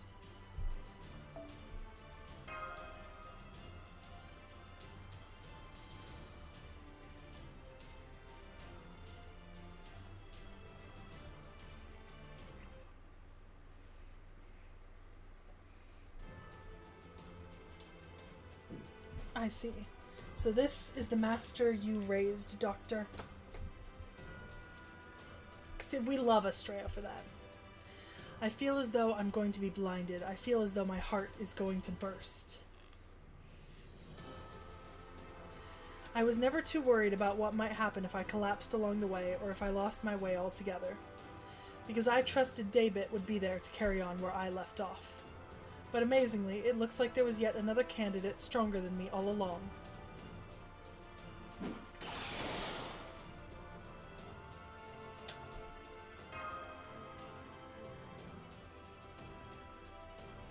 Indeed, you've put up an incredible fight, Seki. It can fairly be said that you defeated me. Of course, that doesn't change the fact that you, like me, are so utterly spent that you can no longer stand. So you accept your defeat. Does that mean you're going to shut down Atlas? I can't do that. At this point, not even my death will cause Atlas to stop. I'm afraid you're all going to become new gods, whether you want to or not. For that, I am truly sorry. But once you have, you're free to use the Tree of Emptiness, however you like. There may not be a way to defeat them now, but once your senses have been heightened to godly levels, I'm sure you'll eventually find a way to stop the foreign guards' plan as we... Oh, stream health recovered. I think.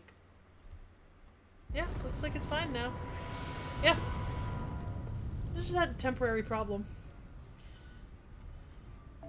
The sky is burning. No, it's not the sky. Is it the Tree of Emptiness's branches? Mash, Seki, get back. It's not safe. The branches stretching across the sky are setting fire to the Tree of Emptiness. Oh. Oh dear.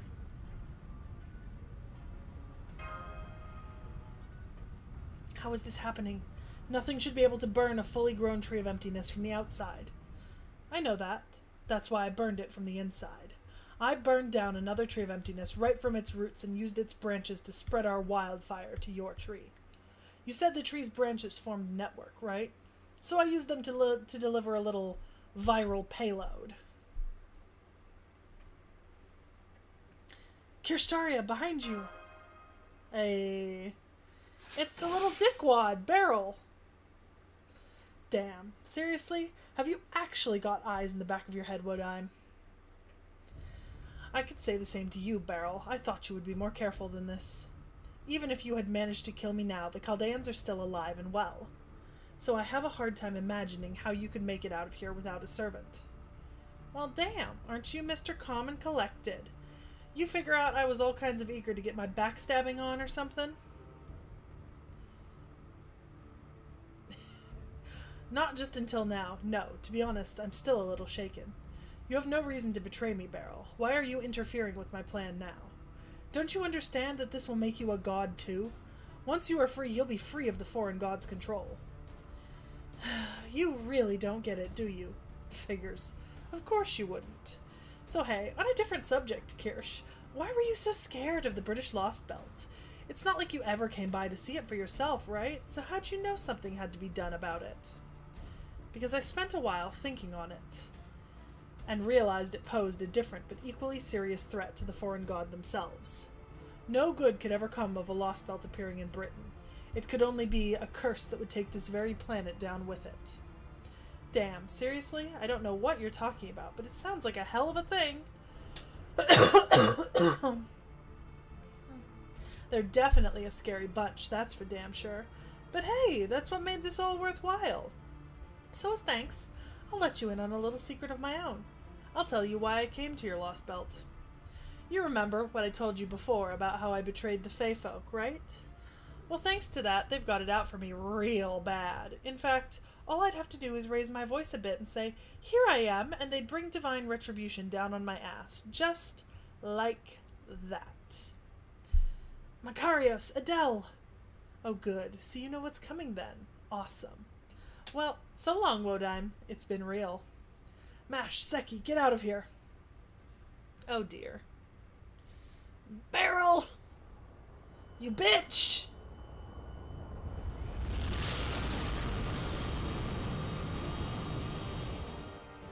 Beryl, you cunt!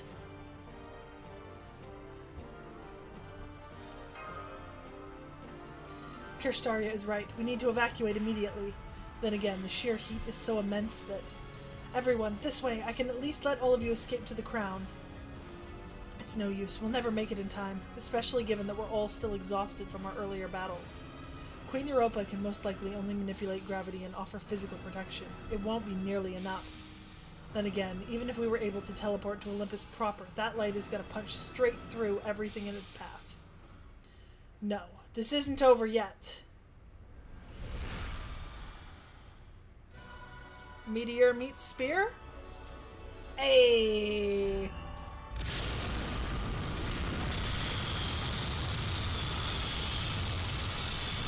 Oh dear, I see it cracks forming. Oh, Jesus. I won't let this happen. I can't let their journey end now. No? Well, guess you get to die after all. Especially since you're vulnerable as shit right now. What a backstabbing little bitch. I knew I didn't like him. I knew he was slimy. Wanna know why you lost, Bodai? It's 'cause you were too damn busy. You never would have been so stupid as to let me handle Britain if you'd ever seen it for yourself. You know, originally I was just gonna burn this tree of emptiness down and head back to Britain. But after that bullshit speech you made, I pretty much had no choice but to shiv your sorry ass. What was it you said? Everyone will be like a god unto themselves? That basically means it'd be a world where I couldn't kill anyone anymore, right? To hell with that. I'd die of boredom before the end of the first day in a new world. I don't want to be some great enlightened version of myself. I'm perfectly okay with staying a piece of shit. Yeah, you are a little bitch, Mr. Slime. I don't like you.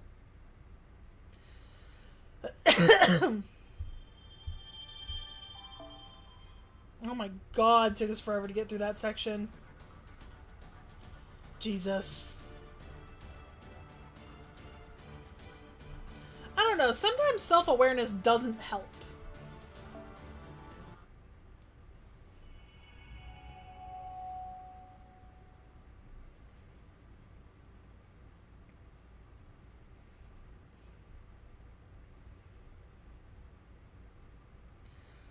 Oh, I need to get a drink at some point if I'm going to be reading a bunch more.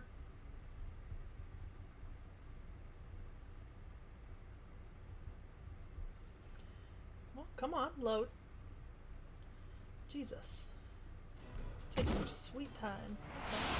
Come on, once I've made mincemeat of you and the ground you're gonna land on, this'll all be over. How could I not defend against these pitiful techniques of yours?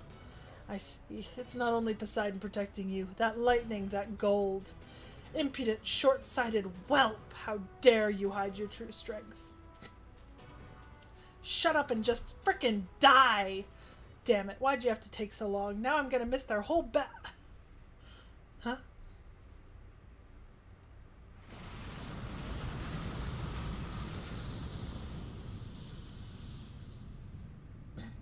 The hell's going on? Is that the foreign god getting in the way again? Why no, it most certainly is not. I see. Well done, Barrel Gut. I always knew you were a traitorous wretch, but I never dreamed you could be such a snake. Good. Well then I believe it is time I made my exit. Olympus is all but finished now, and so my fun and games must come to an end. While this unfortunately means the perfected foreign god's advent will have to wait. My true self should be able to resolve matters soon enough should he so decide. So in the meantime, I think I shall disappear, that I may focus on preparing a new picture of the hell to unleash.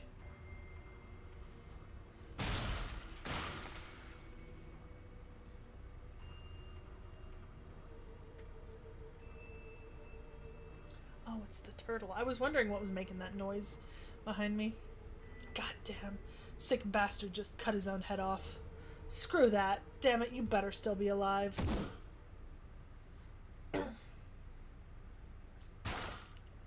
Oh, buddy. Oh, come on, Kirsch, really? Shouldn't a superhuman god be able to heal up from a little cut like that? Oh well, at least it made my job easy. All that's left now is to find a body bag and a Kirsch-sized hole in the ground. Every time that he calls him Kirsch, I get a little bit of like a jump scare because Kirsch is a type of liquor, right? And I just think of the liquor. Ah, that's more like it. Man, feels so much better without that uptight blonde prick around. You guys think so too, right? Hey Seki, feel better now that I got rid of that thorn in your side for you.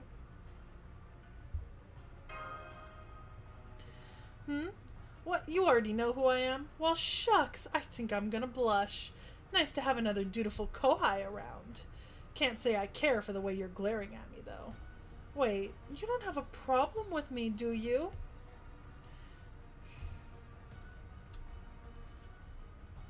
What, really? Come on, guys, you don't want to do this. You're obviously hanging by a thread. Hell, you still haven't even caught your breath from your fight with old Kirsch here. So if you don't stop glaring at me like that when you're all weakened and vulnerable, I won't be able to resist killing you all too, no matter how much I love my kohai.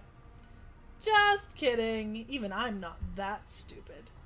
That servant of yours rocking the black trench is the kind of guy to save his strength right up till the end, right?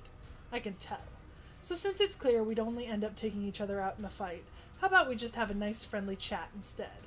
Right, Mash? You know what I'm talking about, don't ya? You know that Beryl Gut's a stand-up guy who's always willing to hash things out, right?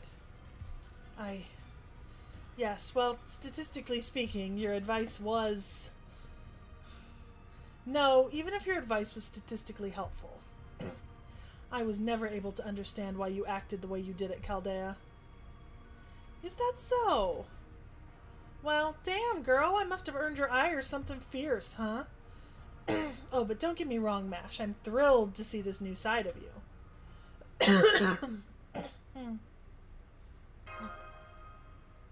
Oh, as I live and breathe, a real knight in shining armor in the flesh. Now that's a model master for you. I really appreciate you stepping out of your own accord like this, you know? Not only is your bravery real inspiring, you just made it much easier to go for your throat. Kirstaria!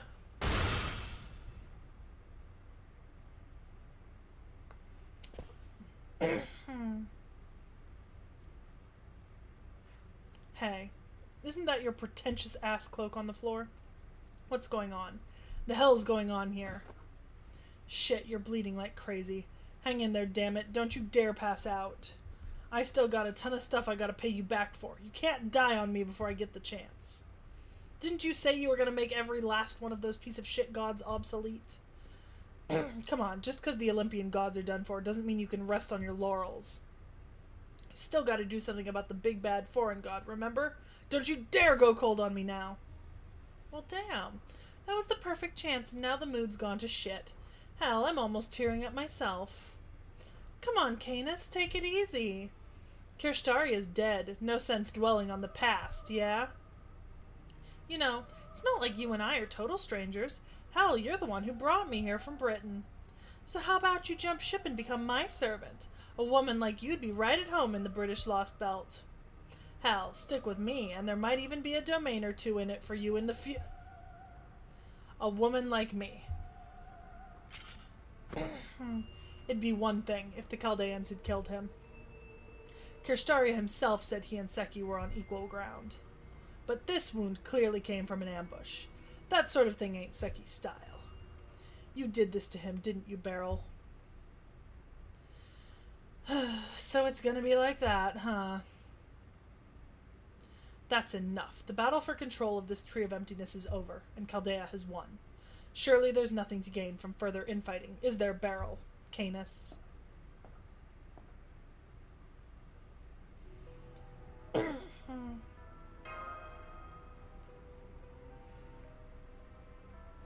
Good day, everyone. I believe the last time we met was back on the Russian tundra, wasn't it? In my capacity as another of the foreign god's disciples, permit me to apologize on Limbo's behalf for his rudeness. His very nature makes him incapable of not toying with the minds of others, you see.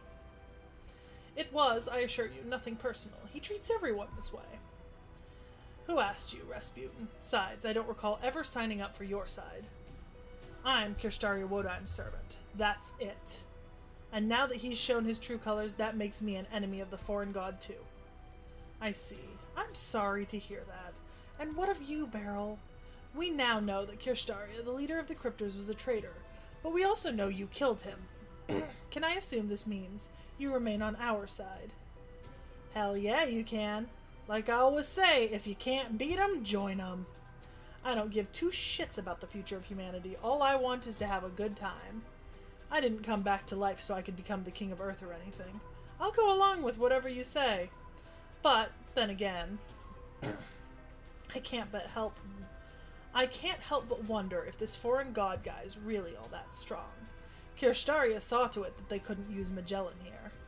And that woman back in Britain sucked Seyfert's insides dry. So without a vessel for the foreign god to come down into, well, what happens next? Because it seems to me like the strongest one on this planet right now has got to be the king from my lost belt. I see you've done your homework. Precisely the sort of thing I'd expect from a purebred hunting dog like yourself. I take it that means the British Lost Belt's now officially opposing us then, Beryl. Since you appear to have sworn loyalty to their king, can I assume you're also speaking for Britain?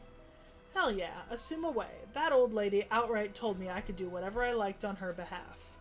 Besides, that Rongominiad we just saw was a special spell Her Majesty whipped up just for the foreign god.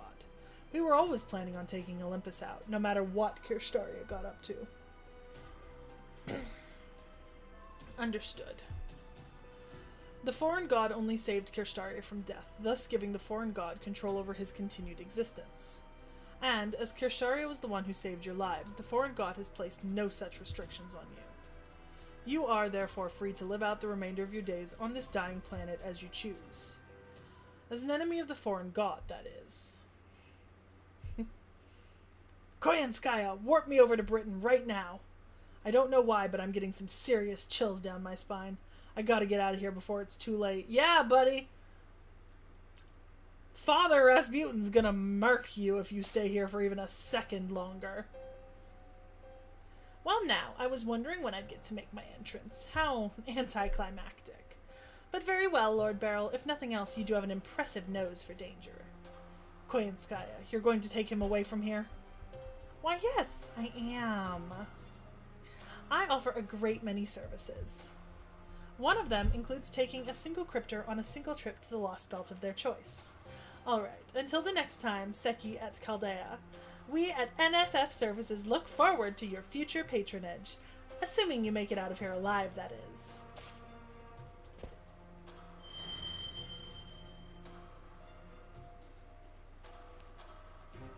So Koyanskaya has gone over to that side as well. Well, I suppose it was time. She is the same class as our god, after all. If she had stayed, it would only have been a matter of time until they were at each other's throats. Alright, you're up, Muramasa. Go on and swing that katana of yours. This very moment is what the foreign god chose you for. Yeah, that's actually kind of impressive on Beryl's part, you know? Like, low-key kudos. It's really hard to be the worst person in the universe. I can't believe it. Atlas's body is... I suppose I should assume the internal fires have left the Tree of Emptiness in a permanent state of incompletion. But never mind that now. The real problem is that something is about to manifest inside Atlas's bisected spirit origin.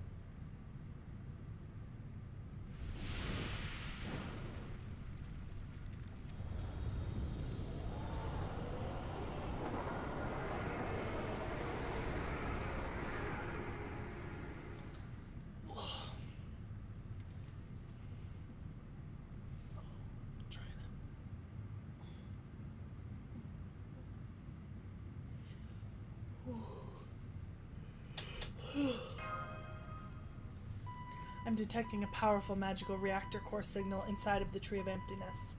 I can't measure its magical energy levels with my current equipment, but wait. This spirit origin pattern. Foo! As foreseen and categorized by Trismegistus, this looks to be the final horn, the final beast crown, of the 7 evils of humanity. Beast 7. Language, intellect, sharing. Plane, mission, generating. Come in. Do you read me? Commencing. Advent.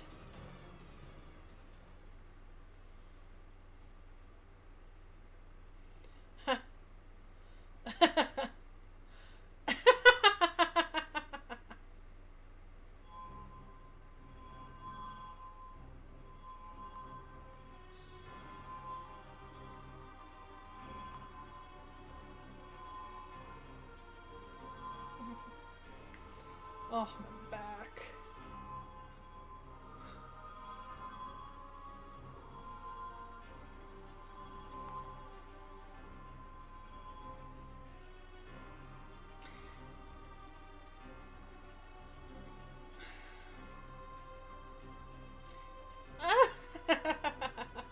At long last, it's finally my turn. Thank you for waiting so patiently, my loyal disciples. And well done preparing a vessel for me to use from this empty planet. I am pleased with the work you've done, even if it did take longer than expected. Is that Olga Marie? So this is Earth, is it? I was curious what it was like after hearing it gave my kin so much trouble. But it doesn't look all that impressive. Just look at how tiny it is. I could conquer the whole planet in less than a year.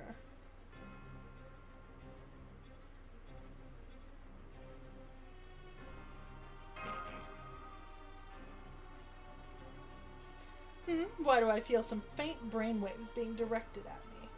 Are these some of the planet's indigenous life forms? They're so weak I guess they must be. All that aside, why am I not sensing any respect directed at me? Wait, what is this pathetic body? My vessel is supposed to be made from a tree of emptiness, right? So why is this one so small? Master, I'm having a very difficult time following what's going on here, but I think the being floating above us right now is both a beast that manifested inside the Tree of Emptiness and the foreign god themselves. But what I don't understand is...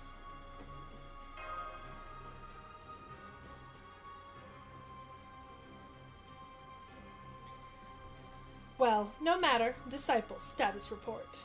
Given what happened with Kirstaria, it seems like things did not go entirely as planned. I'm afraid Seyfert's flames set Magellan ablaze before it could become your body. While your spirit origin is unaffected, I suspect you may be unable to make full use of your authority as a result. So it would seem that my body still has yet to fully eclose. Well, that's alright. It will give me something to look forward to. I'm sure I can find something here that will make up for my deficiencies. In fact, I see a meal before me now that should do the trick nicely. Usually a single lost belt wouldn't be enough to satisfy my cravings. But since I only just acquired this body, it should make for a well-balanced wake-up snack. However, seeing these insects buzzing around my appetizer is putting me right off my appetite. Are those Chaldean stragglers? Why haven't you killed them? They certainly don't look like they're all that capable of giving my disciples any trouble. For that matter, why don't they fear me? I thought those of this planet were obliged to hold gods in reverence. Yes, I know, it would be all too easy to grind them to dust beneath my heel, but I wish to sate my curiosity for now. Tell me, Seki, why do you not fear me? Aren't humans like you supposed to bow your heads, beg for enlightenment, and submit to the every whim of great and powerful beings?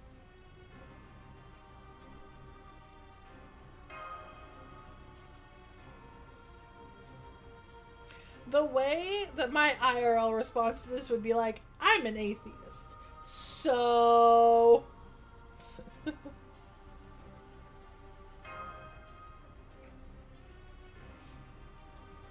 Huh? What is this earthling talk about? What is a director? Looks like you've gone mad with terror. Well then, I'll be kind and explain. I am a god who has descended upon this world from the void. I have come to right this planet's wrongs and eradicate its evil once and for all. As the ultimate ruler, I will make Earth into a single nation and personally govern every last one of its people. Okay, out of all of her facial expressions, this is the one that I am most attracted to. Yes, I am the sovereign of Earth. You, Olga Marie.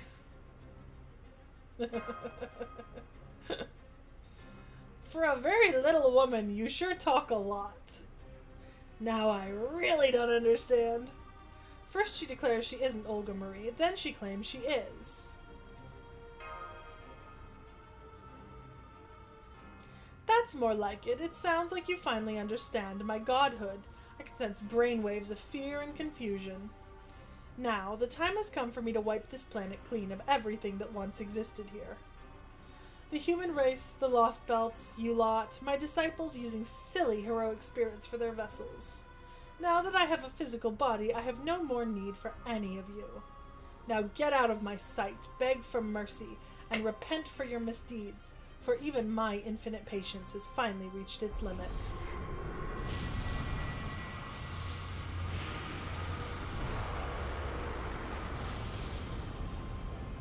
Oh dear.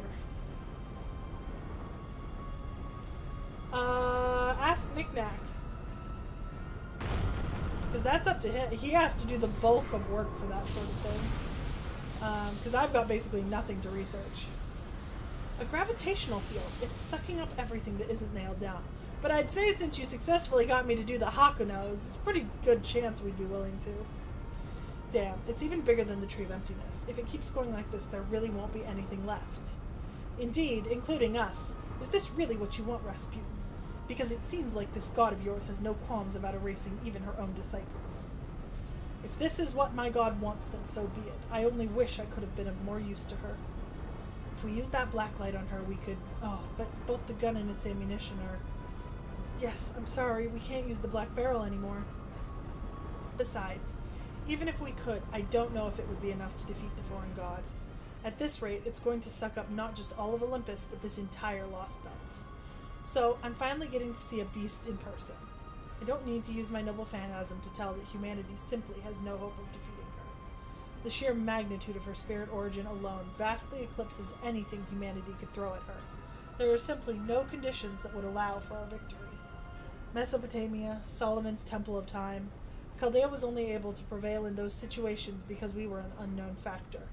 Indeed, our very existence was such an exception to the rule that we had an almost excessive advantage in the environments where beasts 1 and 2 appeared. Therefore, no matter how outmatched we may have been, it was always possible for us to alter our fate. But this beast is different. She's had Chaldea in her sights since well before we were even aware of her existence. We have therefore lost the one advantage we had in those other fights. Unfortunately, even if the Stormborder were to arrive now, that beast would simply wipe them all out. It's elementary, my dear Leonardo. There's simply nothing we can do. I wish I didn't have to say this, especially after you entrusted me to see this mission through, but... I'm sorry, Miss Secchi. I'm afraid there is no possible way for us to turn things around.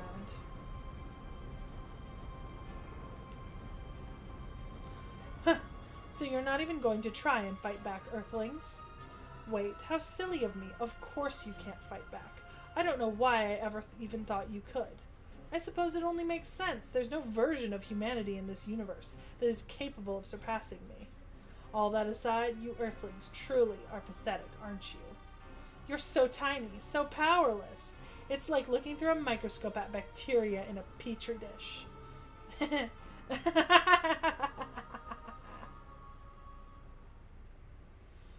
Huh?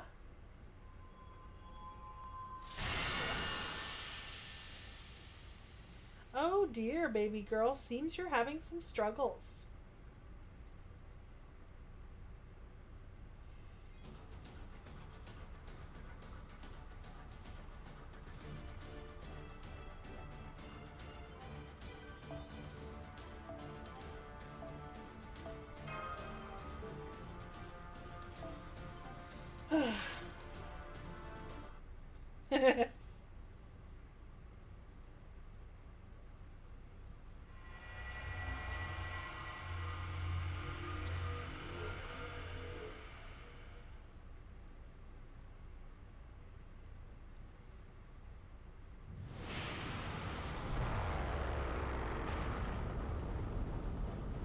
I'm sorry, Miss Seki. I'm afraid there is no possible way for us to turn things around. Come now, it's not like you to be so rash. Or are your powers of deduction simply nullified when you attempt to apply them to an alien being?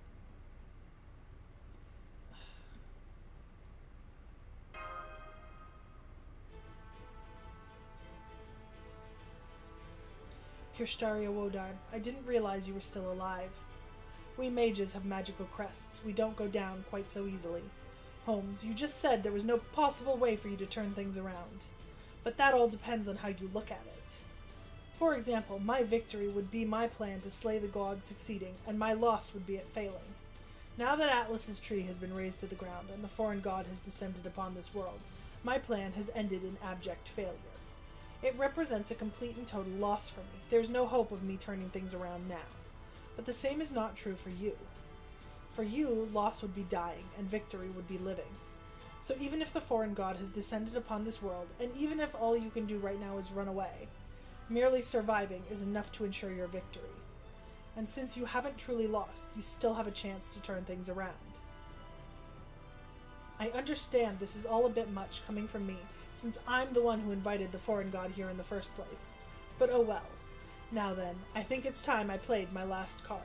Rest assured, I won't let the foreign god get away with this. Even if it is ultimately fated to vanish once its tree of emptiness is gone, I will protect Olympus right to the end. After all, I promised Zeus I would.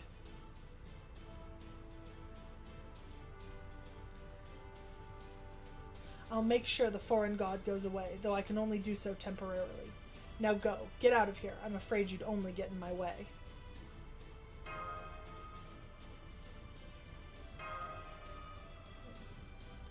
Don't worry, it's not as bad as it looks. I've still got plenty of fight left in me. It's a shame you and I weren't able to finish our duel, though. We'll just have to take a rain check on that. At any rate, you've got much more work ahead of you than I do.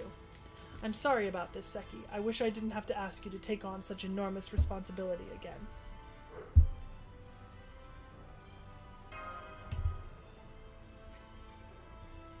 Mr. Holmes. Very well. You have my word that I will do everything in my power to give Chaldea a chance to turn things around. Good. I'm relieved to hear that. Alright then, this is goodbye. But before you go, Mash, let me give you one word of advice. I won't deny that as a cryptor, I consider you and Seki my most dangerous enemies, and tried to eliminate you accordingly. I did so because at the time I firmly believed that to be what was right. But of course, humans are fundamentally incapable of making the right choice. So the least we can do is keep shamelessly moving forward those things we have chosen, right or wrong. I believe that's what it means to be human. We are nothing if not great at rationalizing our actions. Still, trust me when I tell you that there's no need to fight to assuage a guilty conscience or to atone for past misdeeds. Don't forget, the reason you left Chaldea to go on a journey was to get as much out of it as possible.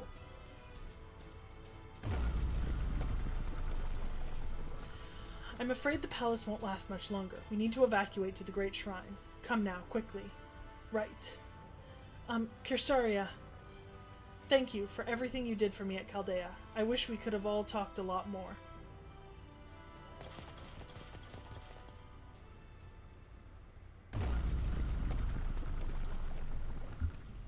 Are they gone, Canis? What are you, stupid? Can't you see for your... Yeah, they're gone. They left your sorry ass behind. Didn't even look back. So you don't gotta worry about them. Mess this bitch up. Hell, I'll even let you lean on me. Thank you. That will be a big help. What about you, Father? Aren't you going to stop me? Not at all. Not unless the foreign god gives the order to eliminate you two. I'm only here to serve as a witness. Truth be told, it should be quite educational. No matter how powerful one may be, this planet still follows its own rules. This will be an excellent way for the foreign god to learn that lesson. In that case, don't mind if I do. Stars, cosmos, gods, animus. Antrum, unbirth. Animus, animosphere.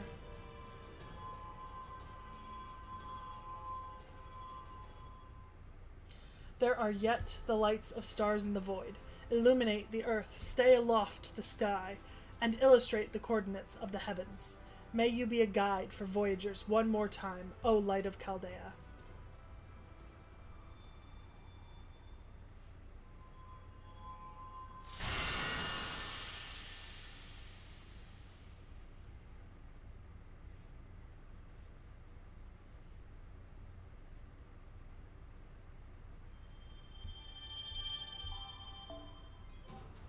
Okay, chat. Brief break. I hear some barking in the background, so I need to go let the dogs out and fill up their outdoor water so they can stay outside till the end of the stream for now.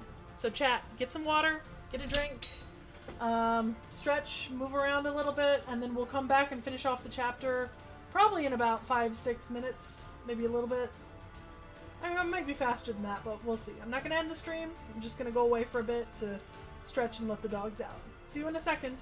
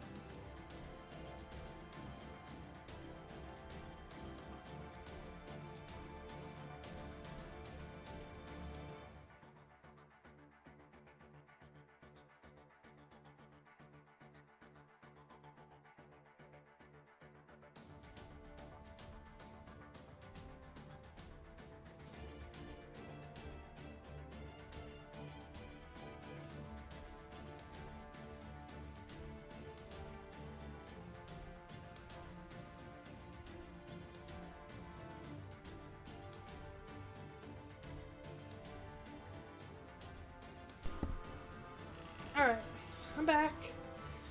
Give people a minute or two to trickle back in if they kind of popped out for a second.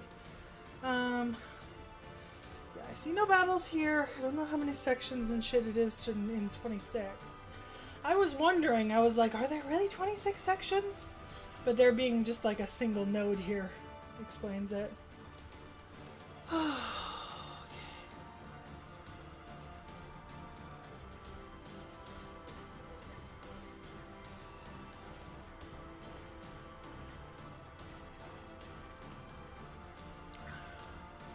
Okay. Oh. I mean, I already knew she existed. I don't remember from what, but I've known she existed for a while. Okay.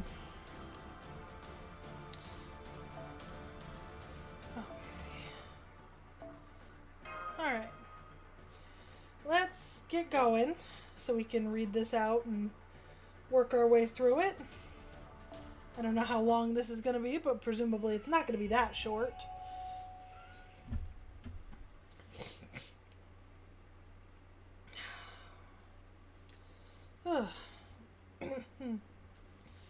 What I'm about to tell you took place in the spring when I was 15 years old. Back then, I thought the future was bright and full of hope.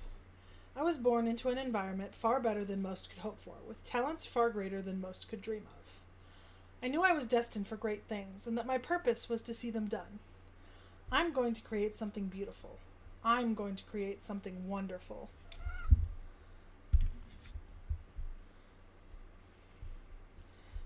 It was that idea, that passion, that made me apply myself to my studies day in and day out. And as a result,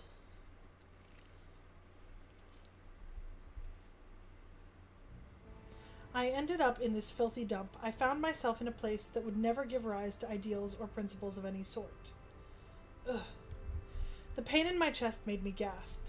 I couldn't move my limbs at all, but fortunately I was still able to treat the wound on my chest. Since I had been chosen to take over the family in lieu of my father, I possessed a magical crest that had been reinforced over 11 generations. It was designed to heal its bearer in the event they suffered an injury, even if they could not do so themselves. But now the crest was no longer functioning. Its mana was stagnant, like anecdotes from the curses department. I knew I must have been poisoned with an anti-mage toxin, one designed to attack its target's nerves and blood. Enough time had passed for the toxin to work through my body. Both my crest and circuits were completely dead. I could no longer counteract the toxin myself. I would require assistance. Ugh. The situation couldn't have been worse. I was trapped in enemy territory, and what strength I had was fading fast. The only hope I had of surviving was if my grandfather noticed something amiss and sent someone to rescue me. The problem was I had no way of knowing if I would last that long.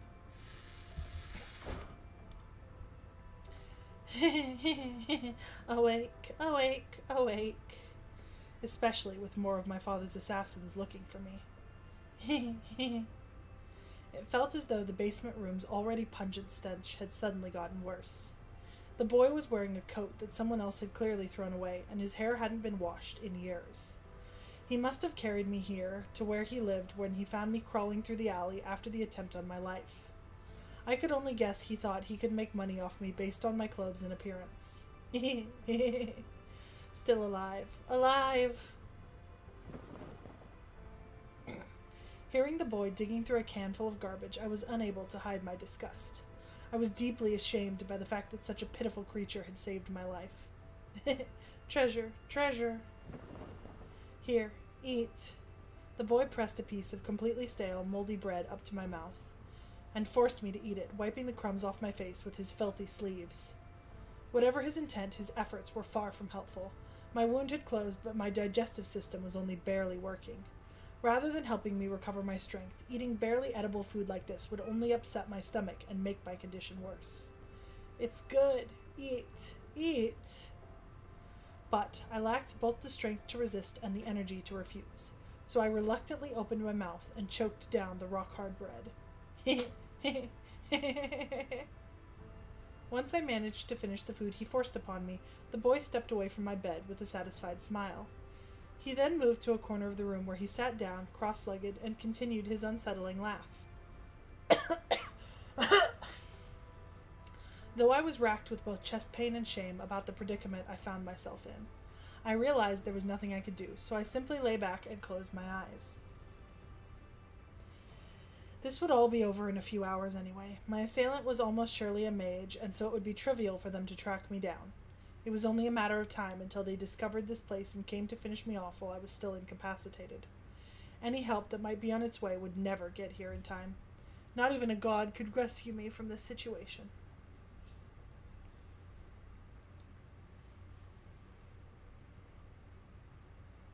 But my assailant never showed, even after several days had passed.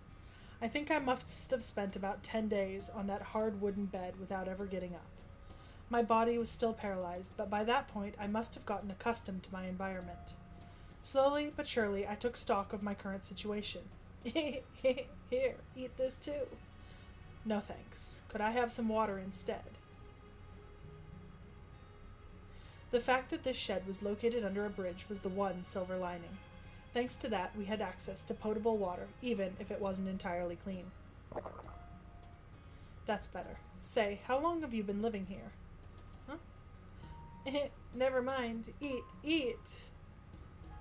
My best guess is the boy had been living here since he lost his guardian several years ago. This shed, his home, must have belonged to his guardian. Even now, I do not know if his parents abandoned him, or whether he was an orphan from birth. He had very little in the way of language skills. This was hardly surprising, given that he could not have had a single real conversation with an adult in all his life. What's your name? Surely you must know that much. I was shocked. I couldn't believe there was a child in this day and age, in a modern city no less, who didn't even know what names were. No, more than that, I wondered how he had managed to stay alive on his own all this time. Scary, everyone's scary. Hide, safe here, always safe. As the boy told me this, he stroked a pendant he wore around his neck. Well, I'll be. Even though I couldn't use magecraft at the time, I could still tell that boy was holding a mystic code of concealment. What's more, it was an antique of incredible value, a talisman that belonged to a sect of witches who have been living in England's deepest forests since even before the clock tower was founded. Now I see. That explains it. No wonder my assailants hadn't been able to find me. The room I'd been staying in was rendered almost completely invisible. You're right, that really is a treasure. I couldn't bring myself to ask the boy if his parents had left him the talisman, or if he had discovered it for himself somewhere, but at least I now understood his situation. It was the pendant that had enabled him to carry me here from the alley without being seen. It must also have been what enabled him to safely borrow food from nearby stores. I couldn't make up my mind whether his situation was encouraging or depressing. It was thanks to that pendant that the boy had been able to survive on his own all this time, but it was also thanks to that pendant that he'd never needed to become involved with anyone else. In a very real sense, he had slipped through the cracks of society.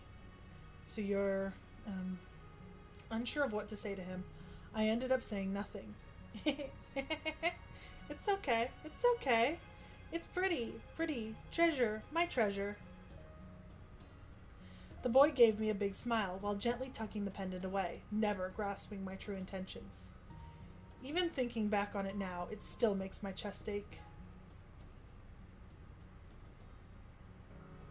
Several more days passed, and I made a number of new discoveries. Always saw you, on bridge. Always I saw. That finally jogged my memory. This boy was the vagrant I'd seen when crossing the bridge. Always saw you. Always. I'll never understand what I must have seemed like to him. No, I'll go further. I should never presume to think I could understand. All I can say is that as far as he was concerned, I was someone he'd seen crossing the bridge, and that was enough for him to help me. The boy may have been ignorant, but he wasn't stupid. In his own way, he understood the current situation too. For starters, he never once left the room. Some part of him understood that if he went outside, even with the pendant, there was a chance the people who attacked me would discover us. So for almost 2 weeks, he fed me using food he already had on hand. Food. What's wrong? Is there a problem? No, no.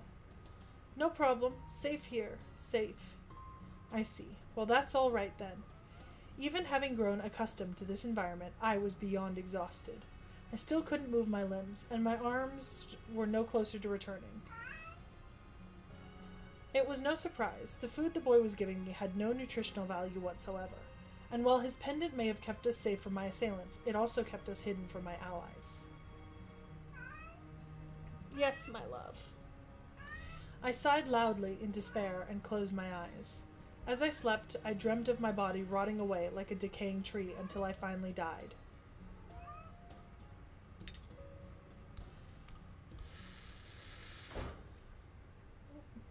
Hello, Lily.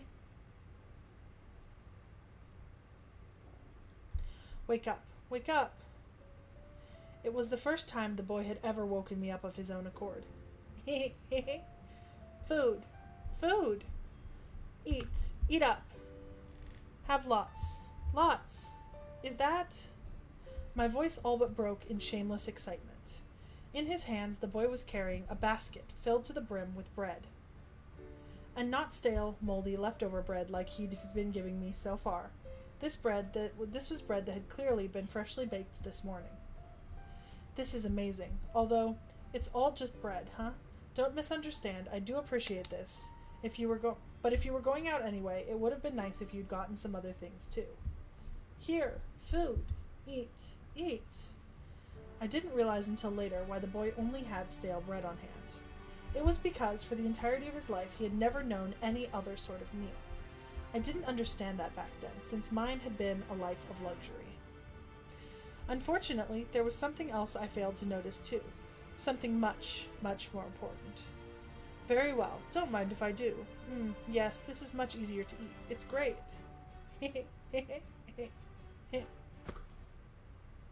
The boy suddenly fell into the bed as if he'd tripped on a rock, his arms clinging to the top near my pillow.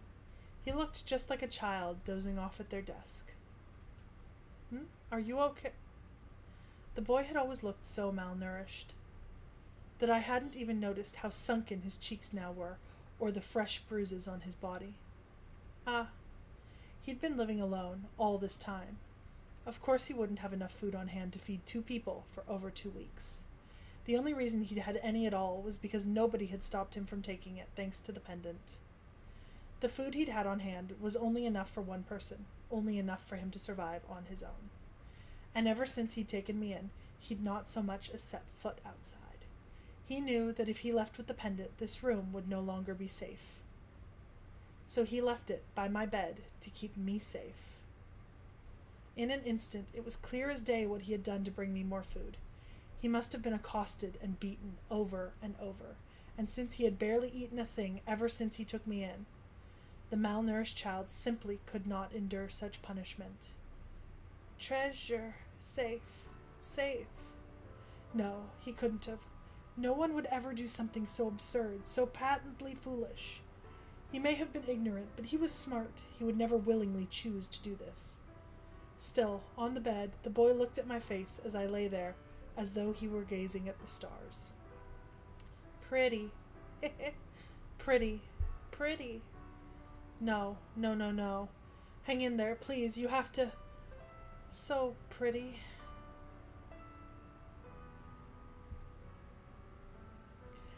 At the time, I wasn't overcome with grief, or shock, or anger.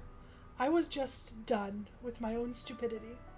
I was completely and utterly fed up with how foolish I had been to only look at the future, without seeing or relating to those I had previously treated as though they didn't exist. Create something beautiful, born to be a king, a chosen genius. What a joke. No. Jokes are at least funny. I had no idea what I had been talking about. I bragged endlessly about creating beautiful things, blindly trusting that simply calling them beautiful was enough. I had never once stopped to think about what it was that I considered beautiful. The boy's value hadn't changed. He had wasted his life on something so foolish, so stupid as saving me. I was from the upper crust, and he was from the bottom of the barrel. That much was clear from what we were each bound to contribute to the world in the years to come. But still, Could I do what he did? Could I risk my life solely to keep a perfect stranger from starving? Could I risk my life without receiving anything in return, all for something I felt was beautiful? Why, of course. I can do that. I roused my body from its long, long slumber, very literally burning my soul for energy. I could feel my magical circuits, a gift I had had all my life up to that point, physically crumble away. Then, after paying that steep price, too little too late by then, I ate every roll the boy had brought me. That's right. If he could do it, then I had to as well. Now that he had shown me what was possible, it was incumbent upon me to pay him back. For what he lacked in property, he more than made up for in benevolence. I need to set my sights higher. I need to be stronger than ever. I shamelessly shoved food into my mouth, silently willing my cells back to life. I had no time for regret or self-pity. No, I had a job to do, and I was determined to see it done. This was an entirely new motivation. I certainly wasn't born with these convictions. If my life had continued as planned, this new ideal would never have even occurred to me.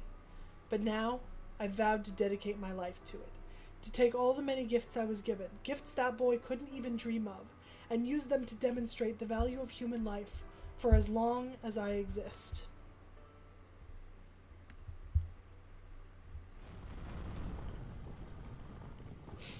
After taking the full force of Kirstariawodaim's serious light, the foreign god disappeared from this sector of space. Whether she was forced to retreat due to injury, or simply did so reflexively in response to the unexpected strike, is still unclear.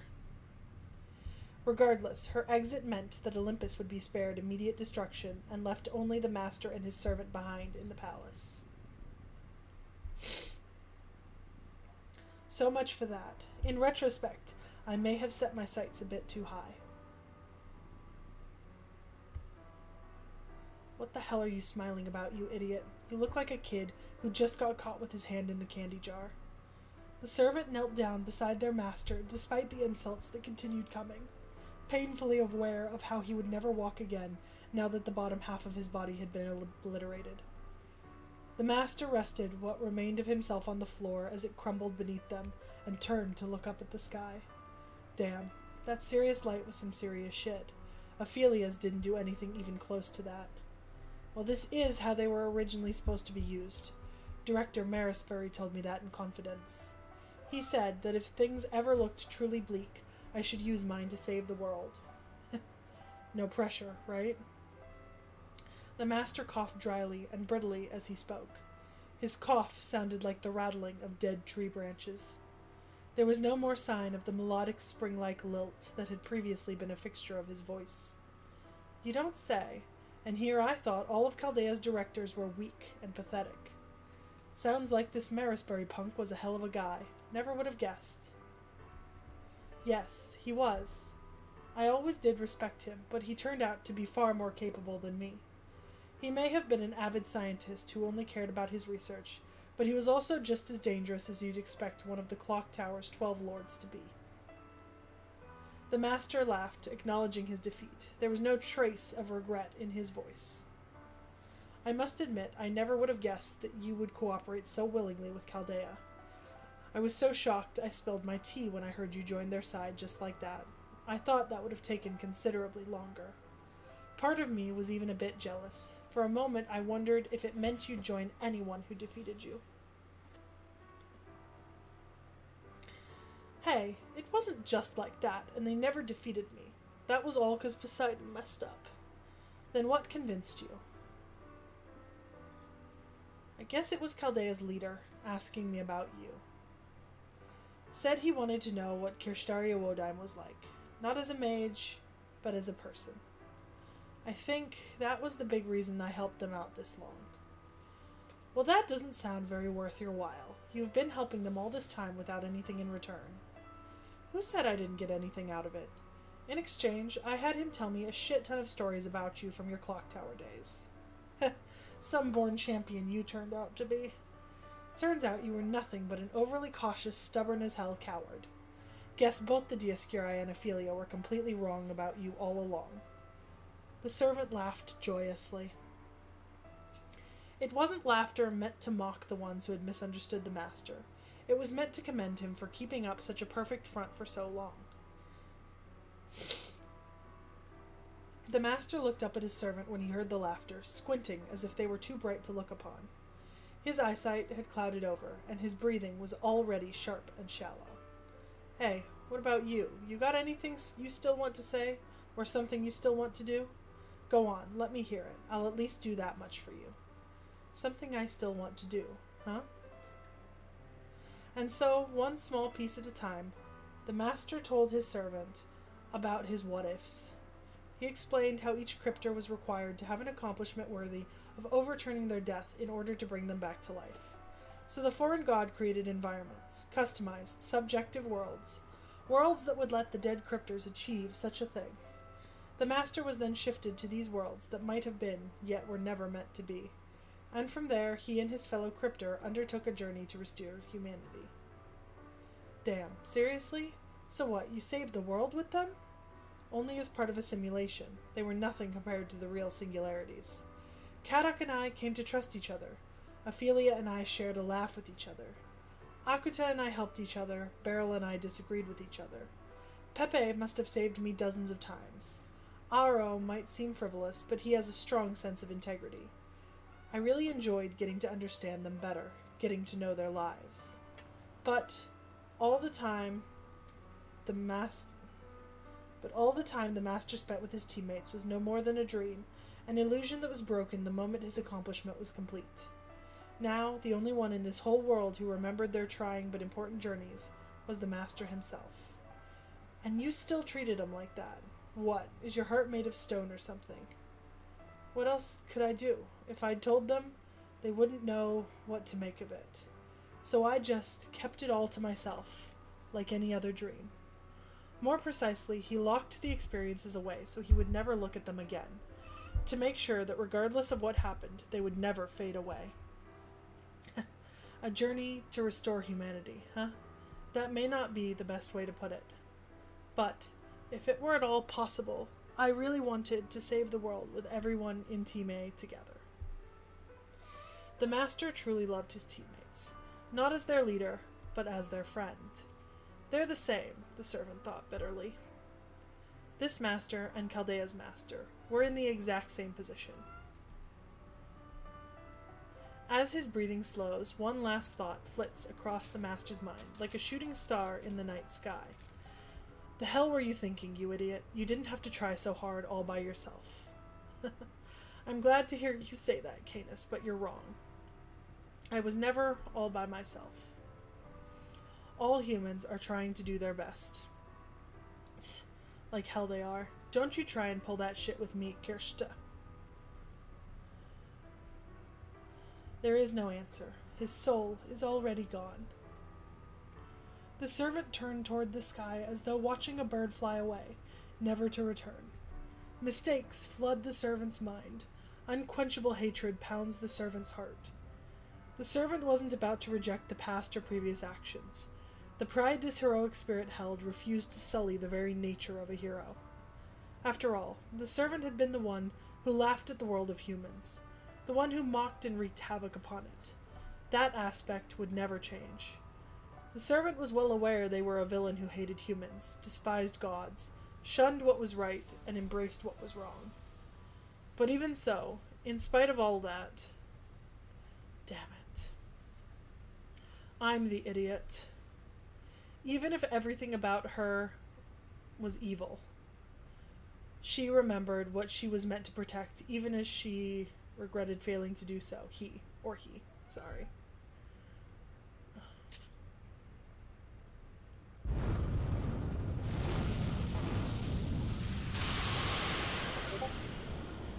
He took up her spear of lightning, and a golden bird took flight. His next actions would not be for his own glory, but to show that he was indeed the right heroic spirit for his master.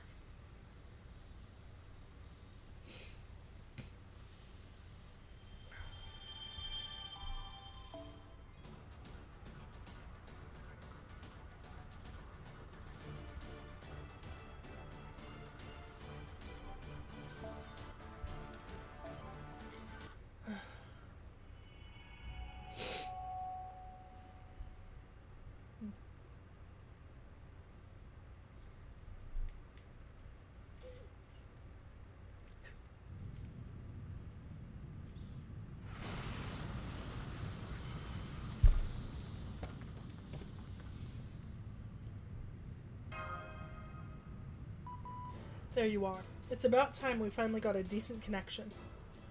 Right then, this is Gordolph Music, commander and pilot of the Stormborder. Do you read me, Seki? You do read me, yes? I'm just going to assume you can, and tell you all what I have to say. We've just finished making emergency repairs to the border, and are on our way to rendezvous with you at top speed. We're all caught up on your situation thanks to our video feed. We know that the Tree of Emptiness was burned down from the inside, that a mysterious light came down from the sky, and that the foreign god appeared from inside Atlas and claimed to be Olga Marie Animosphere. I'm still trying to make sense of it all, but never mind that for now. Which building are you all in right now? The Great Shrine? The Cronus Crown? The Cronus Crown is starting to fall apart quickly, so if you're there, hurry over to the Great Shrine immediately. We should be able to fly in and extract you from there. What's that? I'm asking the impossible? Never mind that. Just get it done quickly. Not to worry, Director Gordolph. We've already managed to escape to the Great Shrine. Once we've made our way through the Machina Corridor and reached the Hanging Gardens, we intend to try and make our way down to the city. You can't. The Great Shrine's crumbling from the bottom up. You'll never make it down to the city. Quick, does anyone know where the most stable point in the shrine is? If it's stability you seek, I suggest you make your way to the altar. It's in the very middle of the shrine, and it was a holy zone used to receive Lord Zeus's revelations right to the very end. It will not be quick to fall apart. It should take us about 20 minutes to make it to Olympian airspace, so try and evacuate to the altar by then.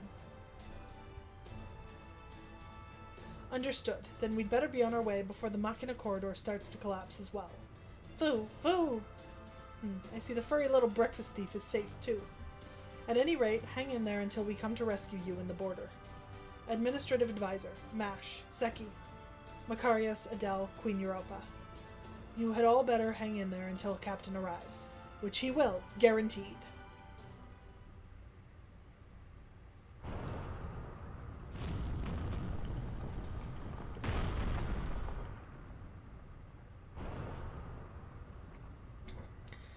The sounds of destruction echo through Holy Vessel Ring, Cronus Crown, Great Orbital Shrine, Olympia, Dodona.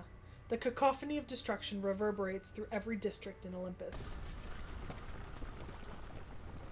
Both the crown and the shrine, once thought immutable and eternal, were falling apart before everyone's eyes. Even the great crystal mountains had begun to fracture. Rubble rained down upon the city, people huddled on the ground, not even daring to look up at the sky. The heavens had begun to collapse. Olympus itself groaned horribly, straining at the seams. The death cries of an entire city echo across its districts. People huddled together in branch shrines, believing the destruction would stop once the gods heard their prayers. But to no avail. The rubble continued to fall, crushing some of the branch shrines and the districts surrounding them. Most people prayed fervently for this disaster to come to a swift end. They prayed and hoped and believed that the gods would protect them. They believed that their friends and family who had suffered painful deaths would soon come back to life. But, in time, some people waiting for their loved one's return began to realize the truth. No one would be revived. No one was protecting them. The Cronus Crown's collapse would continue unabated. There would be no revelations from the Great Orbital Shrine, and the gods would remain silent. For now, at long last, there were none left in Olympus. As time passed and more people realized that the events they were experiencing portended their lost belt's destruction, they fell silent, one after another, despair and resignation shutting their mouths tight. It was the first pall of silence, devoid of even a single prayer, that had fallen over Olympus in 10,000 years.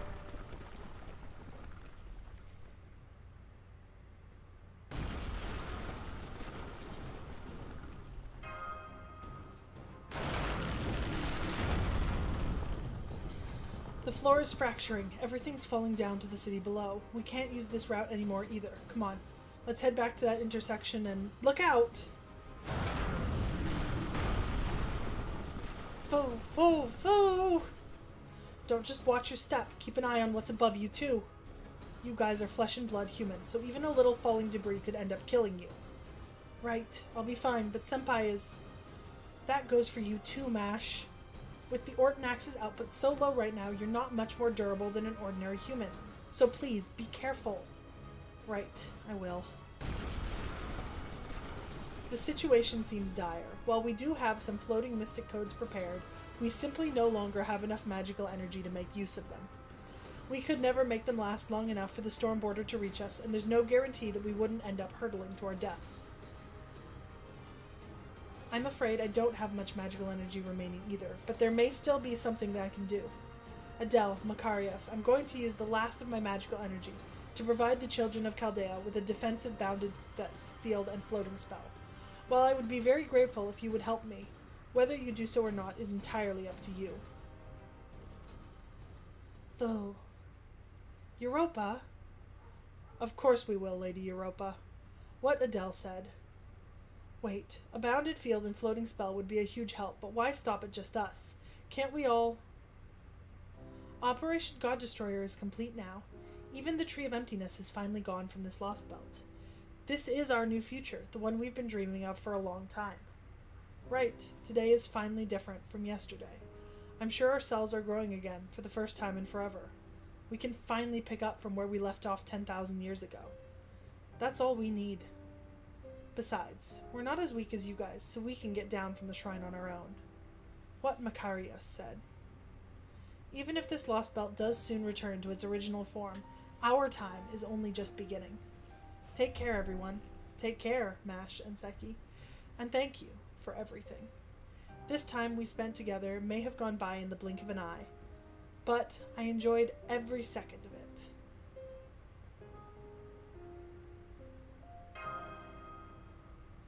of it.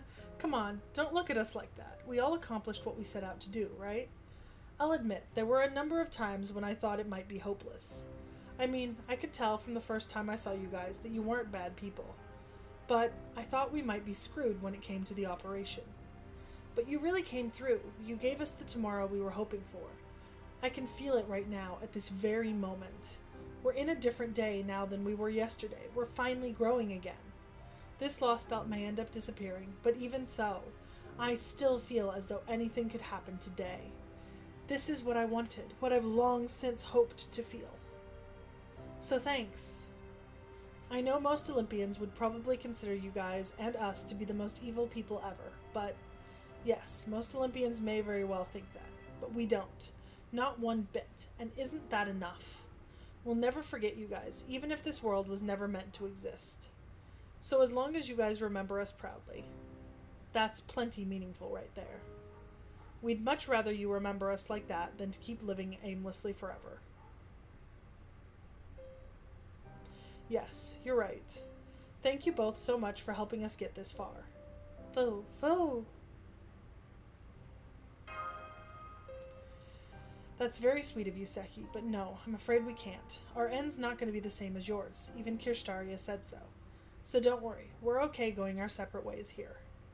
I'd like to thank you all as well. Thank you for watching over Lord Zeus's loving heart and over Olympus's pride. May you all live on, children of Chaldea.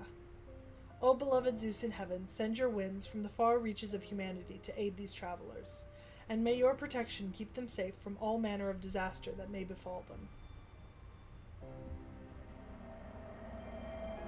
It worked. We now have a defensive bounded field and a flight spell.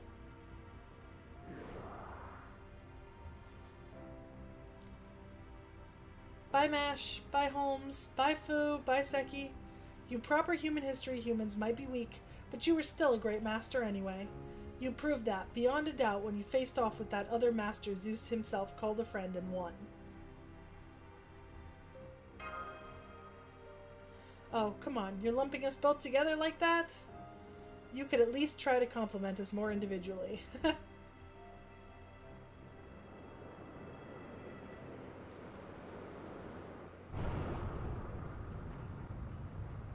Fly away, Chaldea, fly away. And make sure you land somewhere far from here. Give our best to everyone on the border, and to all the other people in the world once you've saved them. Man, you're amazing, Queen Europa. They're already so high up, I can't even see them anymore. Do you think they'll be okay? I hope they don't get hit by any debris or anything. Not to worry, the gods will surely protect them. Yes, I have no doubt that all the gods who fell here, and the gods from proper human history, will keep them safe. Indeed, that would be lovely. Hey, Makarios? What is it, sister? Remember how you said we can get down from the shrine on our own? You weren't very convincing. Aw, man, I can't believe even you could tell I was lying. I'm so sorry, you two. There's nothing to apologize for, Your Majesty. We wanted them to take to the sky, and they did. That's all we need. Proper human history, huh? They never did tell us much about that. I wonder what it's like. It must be a wonderful world if it managed to produce people like them. Yeah, definitely. Then we really did do the right thing. This has got to be what's best for Olympus. Makarios, I'm not regretting this. I've been dreaming of this day since forever. This is exactly what we wanted. Now everything's gonna go. Don't do this, Makarios. I'm sorry, sister, but I've got to say this. You know what? What? Don't get me wrong. I really do think this was for the best. I'm not just saying that. I really mean it. It's why I've been able to keep fighting for so long. But all that said, I know we've killed all the gods and betrayed all the other Olympians, but if there was a chance, even a tiny 1 in a billion possibility of having just one wish granted, Makarios. I don't even know who could possibly grant it now that all the gods are gone, but there's a tiny, tiny part of me that feels like if somehow I could have one wish granted, then just once I wish I could have seen beyond tomorrow. And especially, I wish I could have seen what you were like when you were all grown up. Oh, silly. You didn't have to tell me that. I've always felt the same way. Fuck you, Zero Herrera. Take that message back.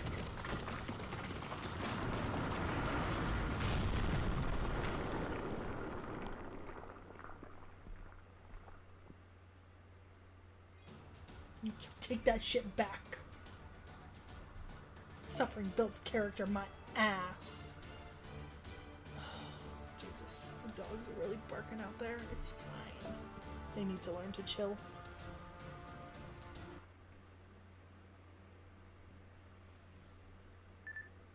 I know it's not visible on the camera, but I'm sure Knick-Knack could assure you that I, in fact, have been crying for the last 2 nodes. I can see everyone's spirit origins. It looks like they're floating, but I'll go ahead and guide them to the deck. That's a fuck-ass message. First of all, how dare you quote Technoblade's dad? Munier, switch the border over to thruster mode. Maintain airborne altitude until Seki's team is safely inside the ship. Roger that. No problemo. Okay, let's see. Where were the thruster controls again? Ugh, I thought I told them to wait at the altar. Why did they have to go to the extra risk of using flying magecraft? Well, nothing to be done for it now. Open the deck hatch. As soon as we've collected the field team, we're getting out of this airspace faster than you can say skedaddle. Hi, yes, sorry, I'm afraid I have an emergency report to make before we get to that. A powerful spirit origin signal is headed towards us from the Dodona Palace. It will reach the ship in 10, 9, 8... So we're still not out of the woods. What in the world do we have to deal with now? Is it Rasputin?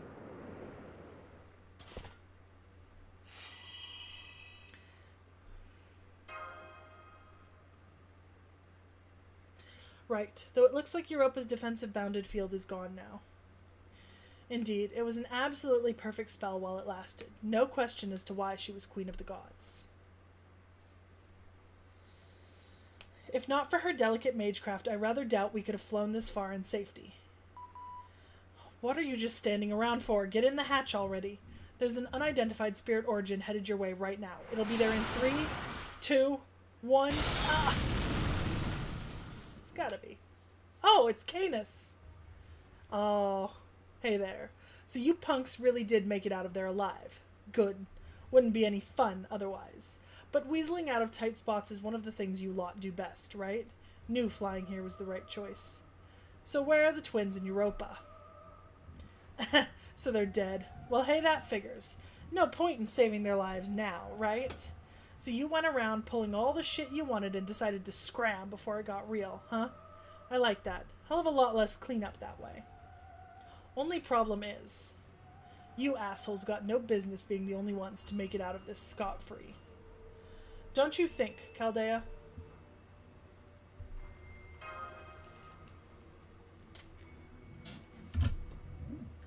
Canis, as in Canis the Divine Spirit.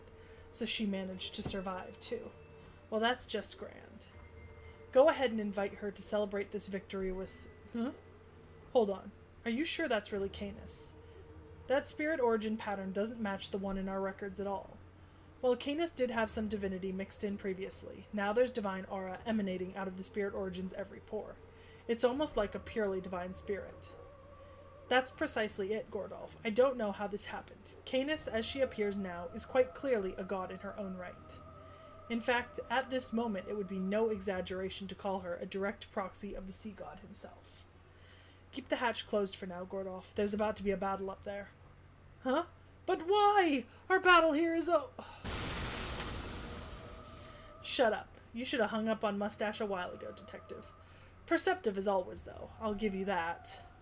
But we don't need a peanut gallery getting in our way during our fight to the death. Canis, there's no reason to fight us anymore. You've already lost your master and any reason you may have had to protect this lost belt. And despite all that, you still want to fight us. You done? So now we know what your servant thinks, Seki. How about you? Got anything to say?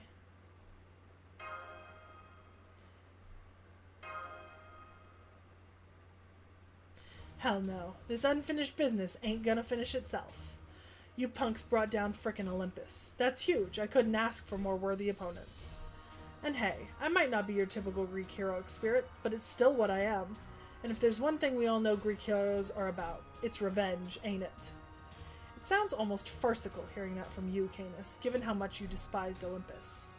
But I can't deny that your will to fight, your drive, and your spirit are more united than ever.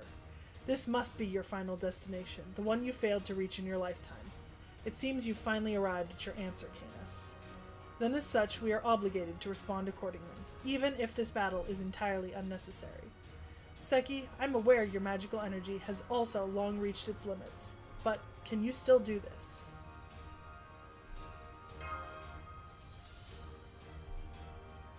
Heh, well look at you, a goddamn weakling of a master glaring at me like you actually know your shit. Fine then, let's go. When we're done, all that's left of you and your servants will be dangling from my spear. One last thing. Remember my name. I am the one who made Poseidon pay for violating me, and took his place as a god in recompense. I am the foolish king who lost himself to the vices of killing, violence, anger, and pride. But right now, all that I do for my contracted master. I am Canis, the divine spirit, and I am the only servant who Kirstaria Wodime truly trusted. Okay, chat. Give me 2 minutes and I will be back to finish this fight. I gotta go let the dogs in.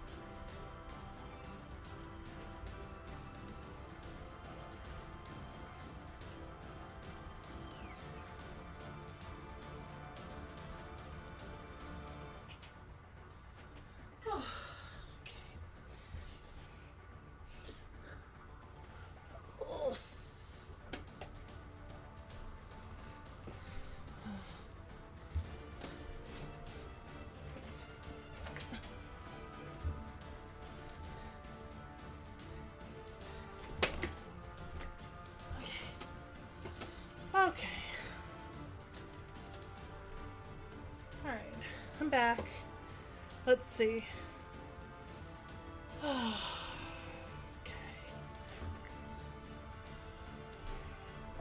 Alright, I kind of don't remember. Well, we did that for the last fight. And it worked pretty decently well, I thought. So, in theory, that should be fine again. I mean, I don't have much better for saber-based combat. I mean, I could switch out Satanta for Karna, but I don't think my Karna is any better than my Satanta. So, you know, let's give it a go.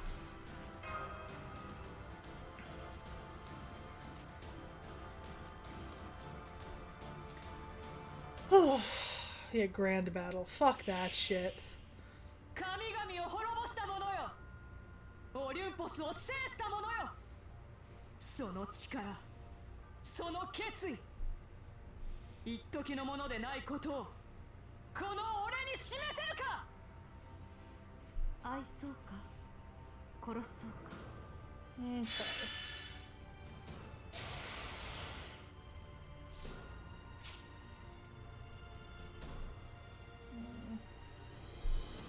Okay. Okay.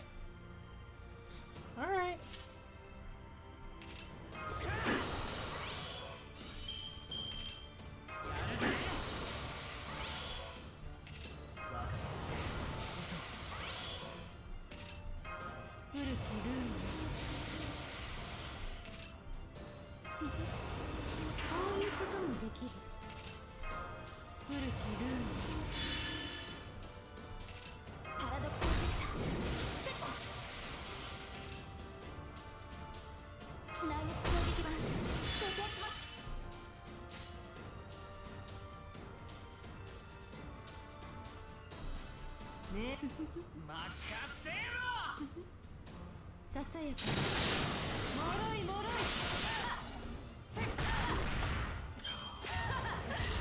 Would have been nice to get just a little bit more refund out of that. You would think. You would think. No.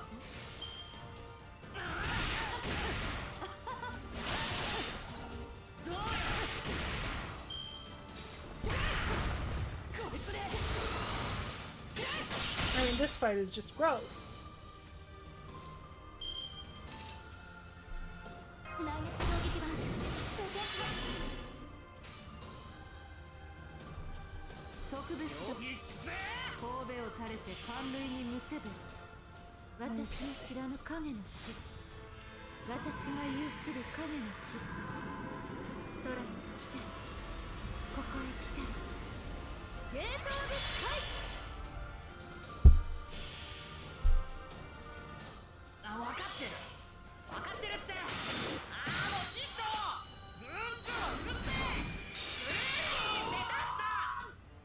Yay!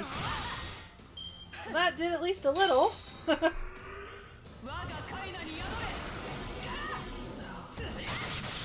Disgusting. Did she just suck my charge out? That is in fact what she did, isn't it? She literally sucked my charge out.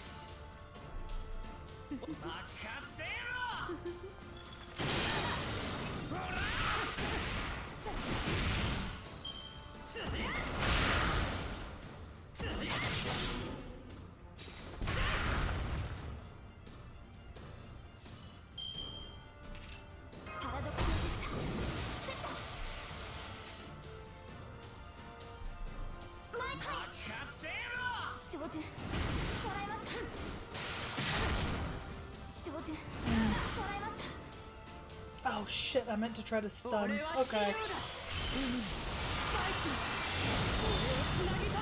It's AoE, so it was gonna hit me at some point anyways. Unfortunate.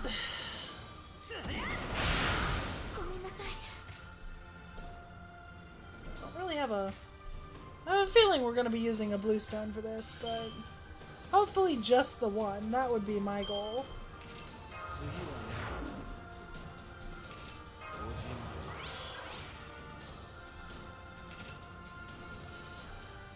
すでに別の国です初め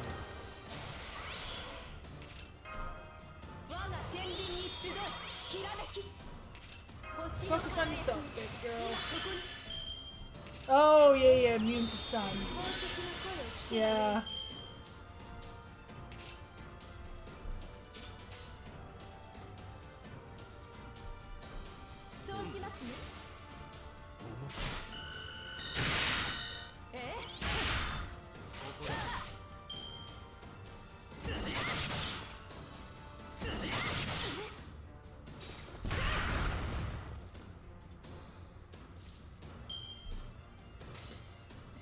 It's the speed at which I'm lacking. I just am not doing damage at the speed I would want to.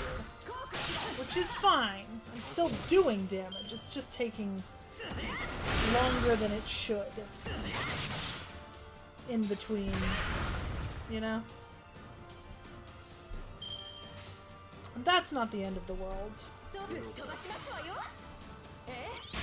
Yeah, but Sedanta did what I needed him to do, and he took out an entire break bar. You know?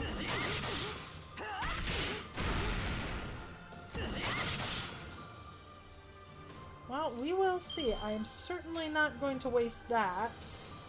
There.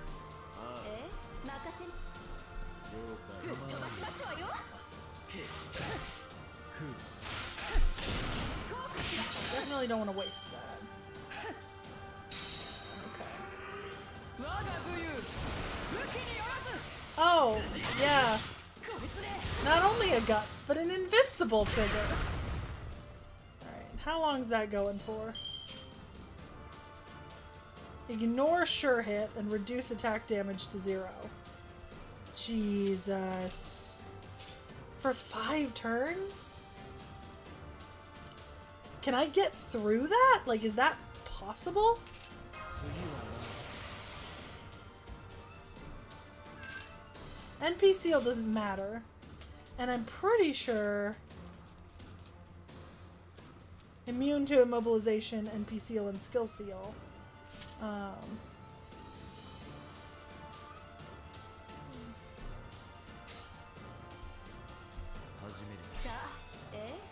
Okay. That would be nice. Technically, Estrella also has Pierce invulnerability. I don't know why I'm freaking out. Oh, I should have put the attack up on there. Didn't. Should have. Yeah, I have ignore invincible.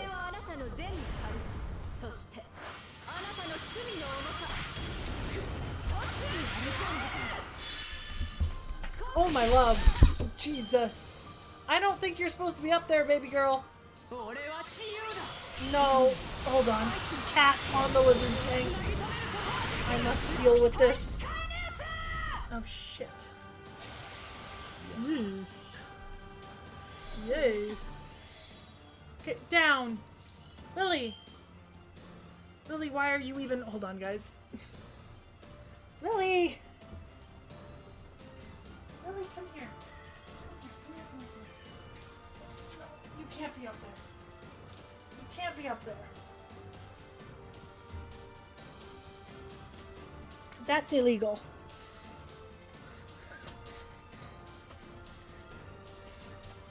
Ugh, that is incredibly illegal, baby girl. Oh my god. Cat on the lizard tank. Oh, okay. Alright, I have no guts, but I have Pierce invulnerable. So, you know. Honestly, just Buster Chain, you know? Need the maximum amount of damage possible. Cat's right there. I didn't think I could stun! Oh! Damn! Oh! That's just unlucky, guys. Yeah, I'll use a Leyline Stone. I have so many of them, and I'm so close. I'm sure she's got a couple of guts left, but you know. Yeah. One turret, one left. Okay. Yeah, I don't think the immobilize works.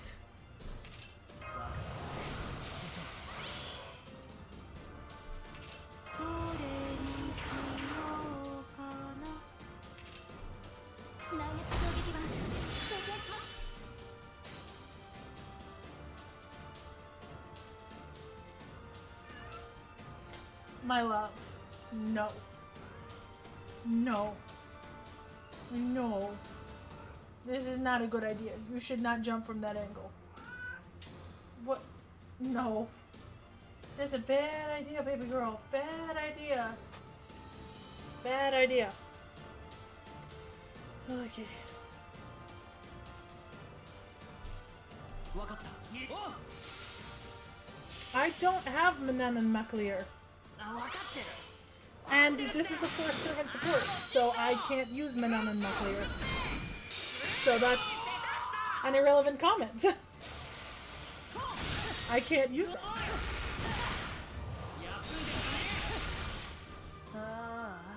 The cat is plotting. I'm really hoping she's not gonna try to get back up on the lizard tank again. Or the turtle tank. You're not allowed there either, baby girl. 最強の英雄になる俺が My goodness. こんなところでやられっかよ。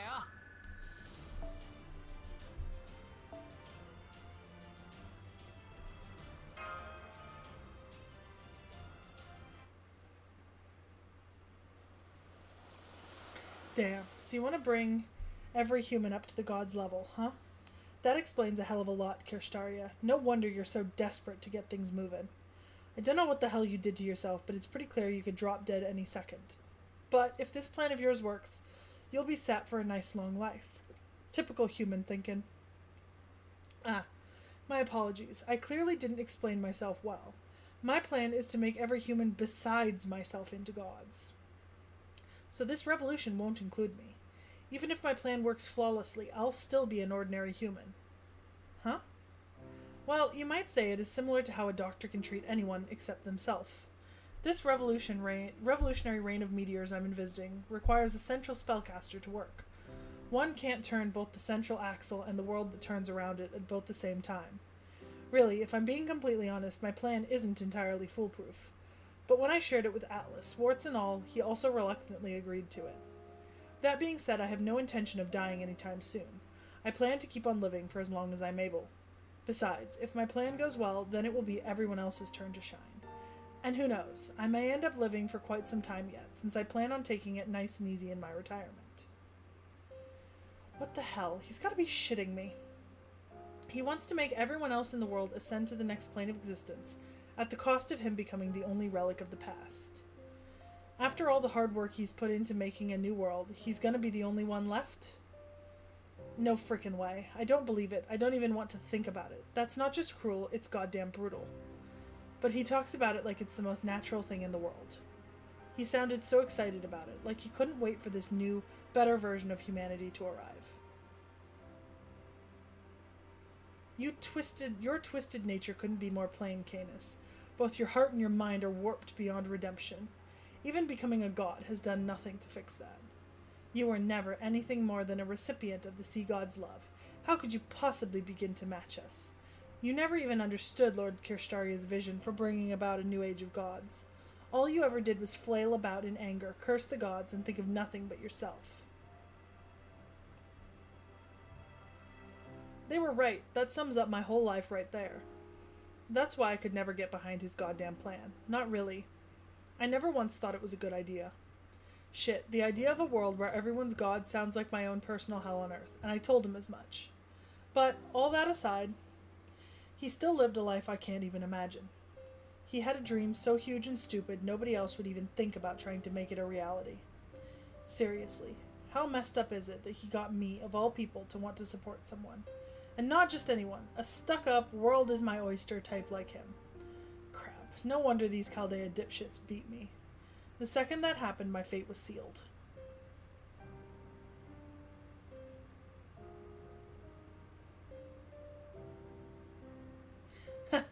Well, this is pathetic. Can't believe I picked a fight and then went and lost it. But you know, it's okay. At least I got to go out swinging. This'll tie a nice little bow on my stupid summoning. Now, I don't have to worry about you punks or him anymore. Alright, assholes, this is where I'm getting off. See you all in hell. On second thought, guess you won't be going to our hell, huh, Seki? Well, whatever. Point is, I'll be waiting for you on the other side. Make sure to stop by once you're all done with everything here. I'll have a few words of praise for you about how you pulled off a hell of a thing, especially for a human.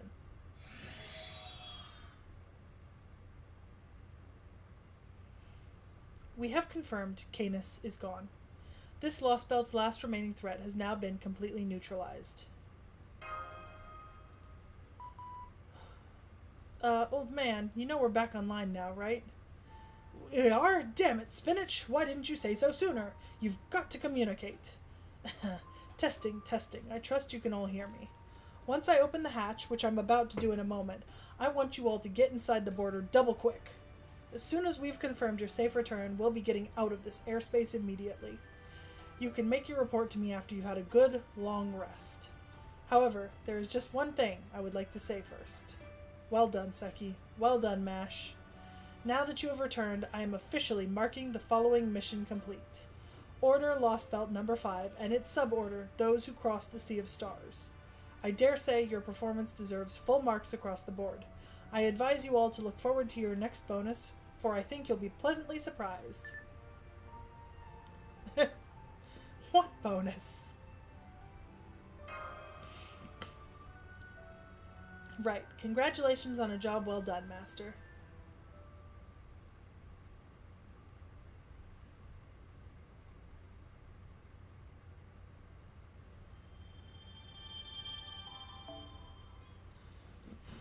Oh, shit. We still have another section? Fuck. I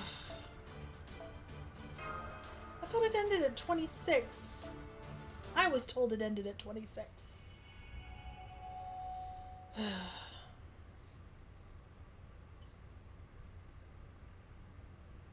I know it's just story, but it's a lot of just story. Guess I can't just keep gazing at the sky forever. Now that it looks like the Tree of Emptiness is gone, it's only a matter of time before Olympus disappears. I suppose I should be glad that this whole frontier area didn't fall apart the moment Zeus died. Alrighty, I better get a move on before the ground here starts to collapse. At least I don't have to worry about where to go next. While I do wish I could go be with David in South America, there's something I still have to take care of first. I'm not usually one for revenge. But I'll make an exception for you, Barrel Gut.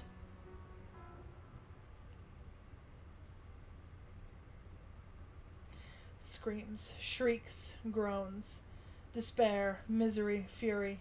This is what should have been heard all across Olympus, the supposed utopia of the gods. I was so looking forward to basking in them, to feeling joy and sorrow with my entire being as I laughed at the humans collapsing into tears. I was all set to point and laugh, to mock these humans as they succumbed to despair. But I never expected to encounter someone who could use Rojinsu in such a manner.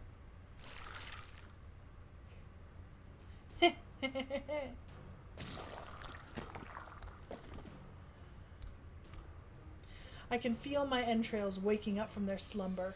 It's been a long time indeed since I last made use of my true body. I must admit I am most vexed with myself. I never imagined one could break my life extension in that way. But no, never mind that for now. Yes, right now, I believe a moment of silence for the mechanical gods who flew here from a distant realm is in order.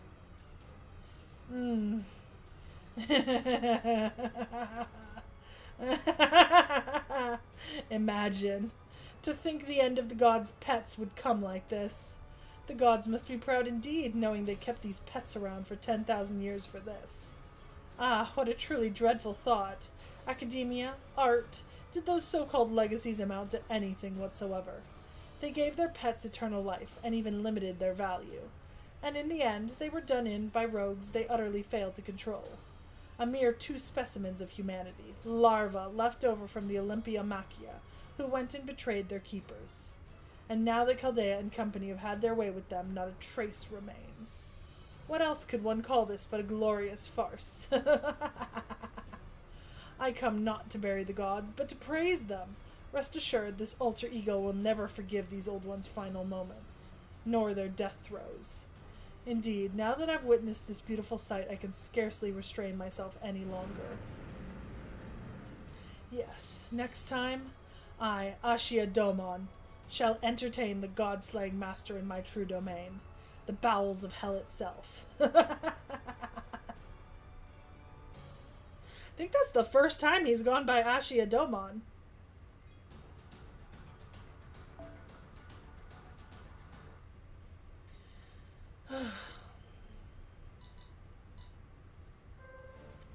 Zero sail systems are all green. Magical reactors are operating in parallel. Hull damage minimal. In that case, there won't be any need for us to do a rush dive. We'll be able to begin a standard one before this lost belt disappears. Moonier, would you mind giving me a hand? You've got it, Captain. No, wait. Forget just giving you a hand. You only just got back on your feet, so you should still be taking it easy for a while. Just sit back and let me handle things for now. Solid as a seashell. Now go take a seat in the co-pilot's chair and don't forget your seatbelt. Roger that. Solid as a seashell. Dimension-piercing battleship Stormboarder, preparing for deployment. Setting a return course to the Wandering Sea. All hands, I'll do my best to keep the ship steady, but stay alert just in case.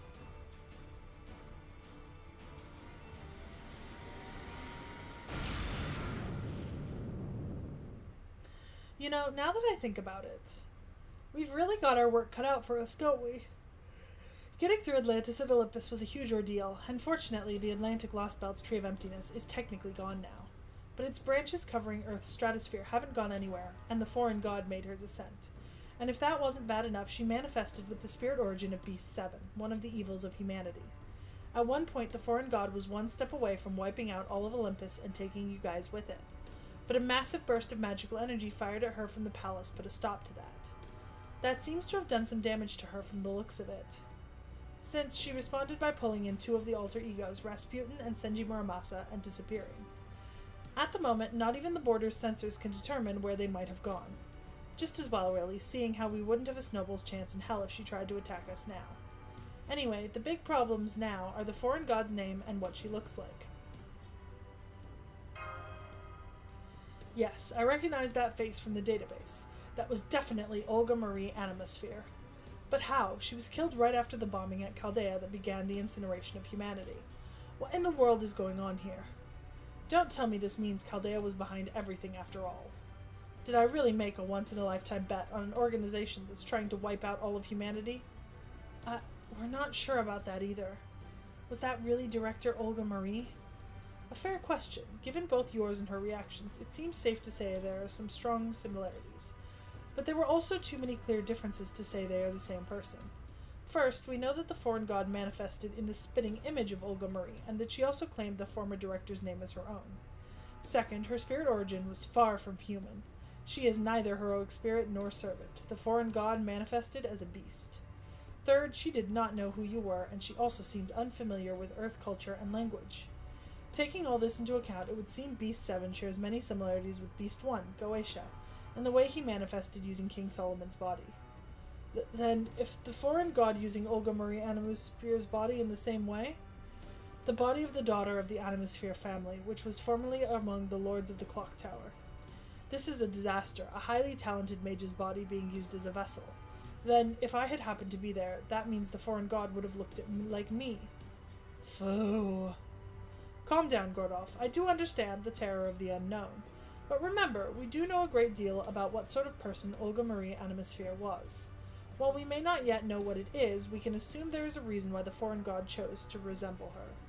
Fortunately, all the Animosphere's data was also brought along to Chaldea Base, so I'll start going over it once we've returned to the Wandering Sea. I have no doubt we'll find some manner of clue in there that will help lead us to the truth. I see. You're certainly taking this all in stride, Administrative Advisor. Actually, I just had a thought. According to the report I just received, it looks like one effect of your being struck by Zeus's lightning was a reduction in brain power. So how are you doing now? Are you back to your old self yet, or are you still something of a moron? Foron? Not to worry, Gordolf. My brain power has very nearly fully recovered. Though I will say, seeing what it's like to voice and act upon my thoughts immediately has been a most novel and informative experience. And never mind that now, Holmes. You've been pushing yourself way too hard for way too long. That's right. I know all about how you've been using your noble phantasm this whole time to come up with ways out of all the jams you guys kept finding yourselves in. I know we've got stuff to talk about, but it can wait until after you've gotten your ass into the recovery pod. That goes for talking to Kadok in the infirmary, too. It can all wait until everyone's recovered. Kadok? What are you talking about? Do you mean Kadok's on the storm border right now? And he's in the infirmary? Oh, right, it completely slipped my mind. We have Kadok in custody right now. It was right before we were about to make our way up to the altar. Oh my fucking god, another flashback. Don't worry, you've nothing to fear from me. I'm not carrying any NFF services weapons this time. I simply have a delivery for you. This delivery is not from me as a disciple of the foreign god. It is from Rasputin, or at least what remains of his heroic spirit within me.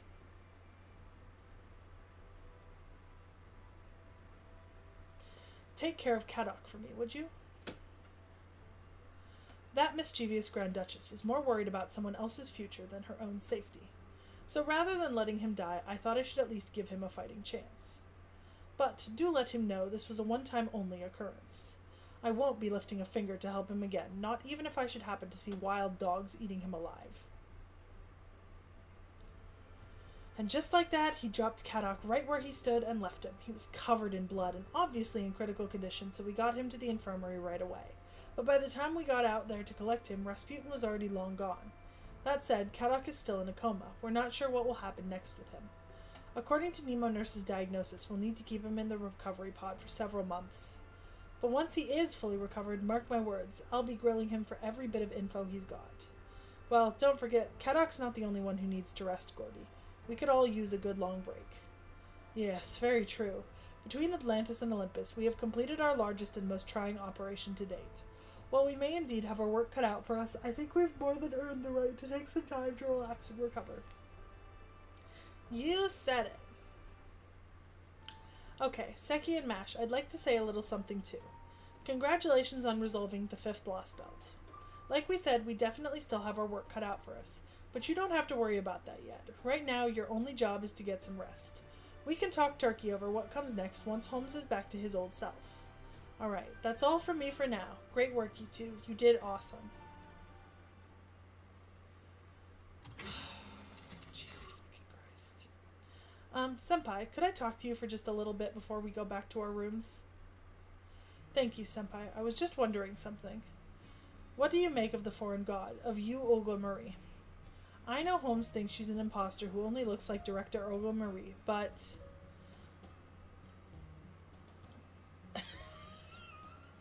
Loud and with fear. Jesus. Is my mic quiet? I can turn it up. I have been reading for 3.5 hours. I can't help but think.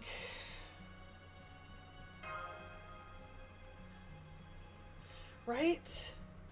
I don't have anything concrete I can point to explain it, but I felt the same way.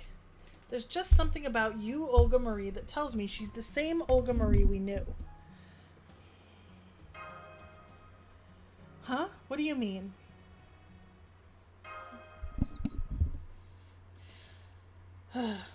Really? No, we don't. No, the fuck we don't. Right. That's exactly right, Master.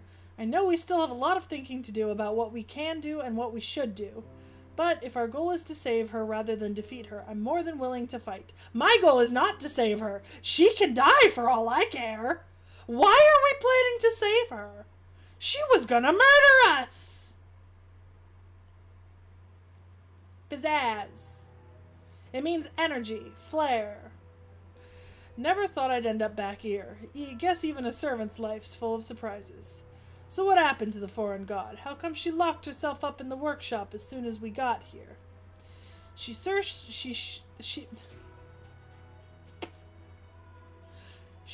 settled down quick for all that heavy breathing she was doing. What's the deal? She having second thoughts after one of the earthlings she treated like fleas managed to cut her. Try to be understanding, she couldn't help but be surprised when something she considered merely a part of the scenery decided to attack her. If a pebble laying on the ground jumped up and slashed at you out of nowhere, wouldn't you be shocked too? Suppose so. Hell, I'd lose my shit if the eggplant I was having for breakfast suddenly came at me with a sledgehammer. Guess it's a lot like how some people are scared of bees. So what? This means Kirstaria's serious light thing actually... Of course it didn't actually hurt the foreign god. Why, it didn't even come close to breaking her skin. But the fact that there were beings willing to attack her at all has made her stop and rethink her approach. She's currently using this terminal to review human history, even if she doesn't seem very happy about it. You know, in a sense, Kirstaria saved our lives as well.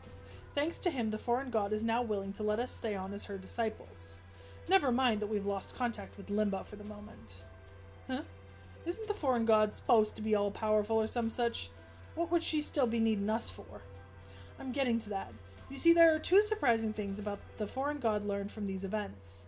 The fact that there are insects on this world willing to attack her, reckless and meaningless as those attempts may be, and that there exists a lance of light capable of burning down even the trees of emptiness. She'd like you to go and investigate the latter, and destroy it, of course. She says she'll teleport you there as soon as she's ready. That so? Well, can't be any worse than here. No telling when this place'll up and disappear anyway. So how about you? You gonna stay here as her escort? No, I'll be heading out shortly myself. The foreign god desires a more durable vessel than the one she has now, so she's sending me out to procure one. Ain't she plenty strong as she is? It's not even possible to make a stronger spirit origin anywhere on Earth, right? So where are you gonna find one better than what she's already got? Not to worry, I already have just the place in mind. You see, the machine gods of Atlantis aren't the only foreign beings who made their way to this planet in ages long past. There is a golden sea of trees in the belly of the underworld known as Xibalba that is home to an enormous beast. Ay, Nahui Mictlan hints! It slumbers in a world where Alaya is stable and wriggles to life in a world where Gaia shows herself. I speak, of course, of an ultimate one, a being who came here from the Oort Cloud.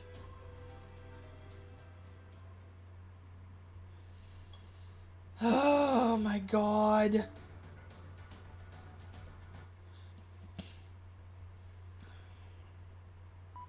Hey, you up now? Oh good, you are. There's something you ought to see. I went back and forth on whether to bring this to you, but ultimately I thought you deserved to see it. Sorry to spring this on you when you're still tired, but I didn't think it could wait. A video file from the God Destroyer Alliance base. According to the timestamp, it was recorded after you guys took Demeter out. We're not sure exactly when it was sent, but it looks like it was right before you guys left for the Great Orbital Shrine. I don't know how they pulled it off, but the file's in the exact same format we use at Chaldea. Man, Olympian tech never ceases to impress me. Anyway, I already sent the file over to your personal terminal. It's just, oh my, it's so much harder to read out loud for this long. We already watched it ourselves, but I'm not going to demand you do the same. Whether you do or not, it's totally up to you. Though, I will say that Gordolf decided to designate them as MIA after watching it himself. Said something along the lines of, "We can't confirm their deaths, so who's to say they won't come back to us again someday?" Like director, like field team, I guess. But hey, who am I to judge? We could all stand to get a little sentimental now and then. Anyway, that's all I wanted to say for now. Later. Not tired so much as just I've been sitting on my butt for like almost 4 hours now, and it is a lot to read. Like most of today's stream has been reading. And that does take it. When you hit a certain point that you've been reading out loud for so long, it starts to get a lot harder, just because like sometimes I mess up in the words I'm saying now because my brain is moving either too fast or too slow, and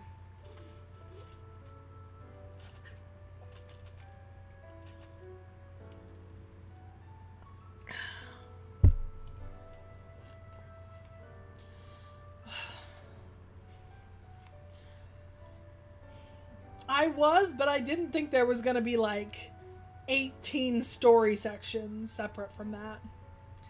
Good. The camera's working fine. Testing, testing. Good. No problems with audio either. Okay, I'm all set to record.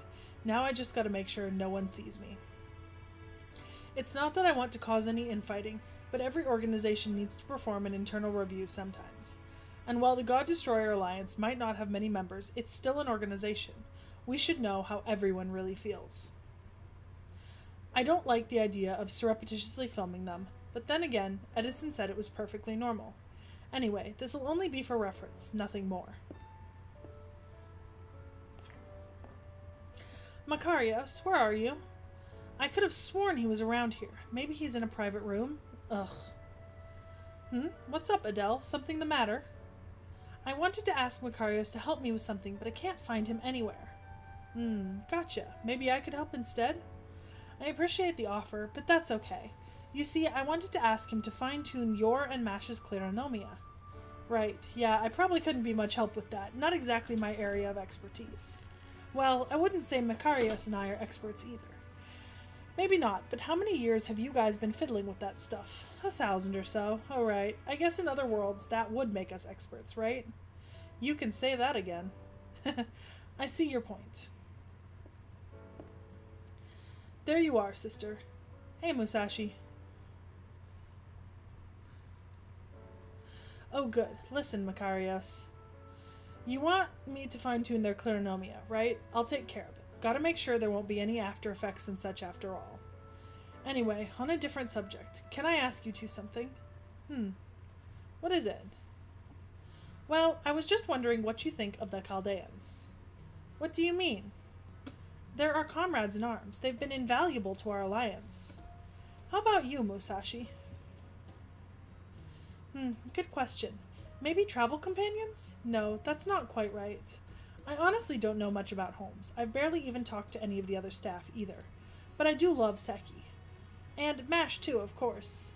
Really, I just love them both to bits. Oh my. At first, I didn't really know anyone besides Seki. And my first impression of Mash was basically just that she seemed really earnest. You are asking for too much. But then, once I saw how she fought, I got it. The whole reason Seki's able to live the way she does is because she's been with her all this time. Once I figured that out, well, I just fell in love with Mash. Now I can't help but smile whenever I see her and Seki doing their best together. That's so touching. I just love that sort of thing. You think? I don't really get the appeal myself. Anyway, next question. Are there any requests you'd like to make of them? Maybe something you feel they could be doing better? Huh? What kind of question is that? We doing some kind of performance review thing?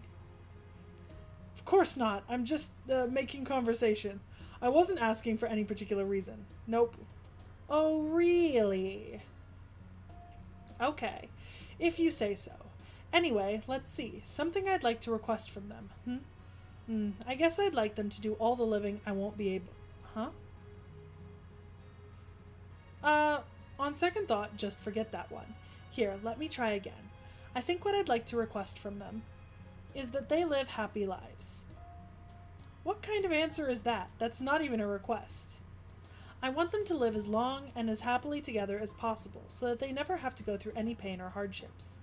That's the one and only request I have for them. Well, that was helpful. Huh? You really do love those two, don't you? Absolutely. Like I said, I love them to pieces. So what about you two? What do you think of Mash and Seki? Us? You're the only other ones here, aren't you? Well, we definitely couldn't have beaten Demeter without them. In fact, the Alliance never actually managed to destroy a single god until they came along. So, I like them, personally, and I don't just mean as comrades or Alliance members. Sister, if we hadn't met them while we were in the middle of fighting a war, I even think we could have been friends. Well, of course you could. Honestly, I thought you were all already friends, aren't you? I'm not sure. I hope so. Well, I could have sworn you were, so, I've got it. Somebody mark the date, because this gal just had herself a fantastic idea. Where'd that come from? And what is this idea, anyway? I'm so glad you asked. Like I said, it's fantastic. My idea is, once Operation God Destroyer is well and truly done, we should have a party to celebrate, one with lots of yummy food. You're right, that does sound lovely. Sure, but that only works if the operation goes off without a hitch. We don't have any casualties, and we have enough time to put something like that together. So I'm not sure I'd call it It's gonna go great. We're gonna make it go great. Good point. I mean, the plan is for the operation to work out as intended, so why not? Then I'll have to start thinking of what to make for the occasion. Now what would be good for a party? Udon! Definitely udon. For the rest, we'll have to go around asking everyone else what their favorite foods are. Oh, and we'll definitely have to get Gordolf to make his special omelets. This party's gonna be so much fun, just you wait.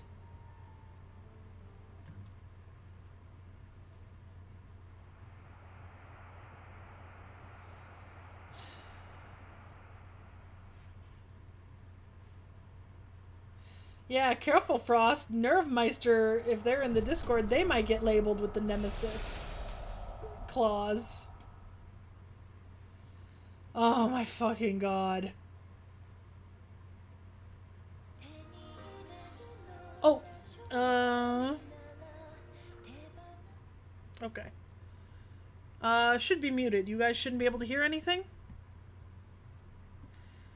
Let me know, because you're not supposed to be able to hear anything, and I need to know if you can.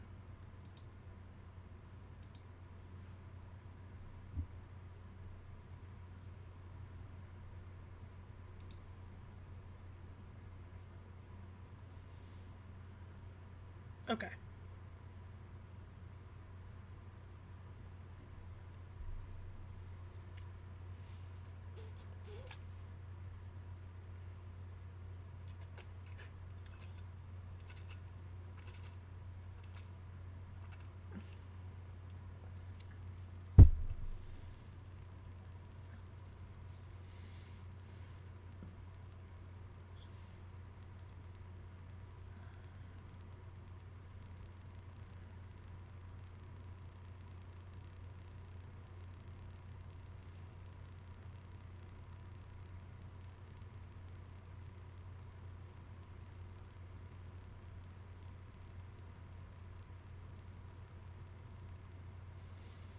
I'm gonna have to watch this again with sound for myself because I can't hear it currently, unfortunately.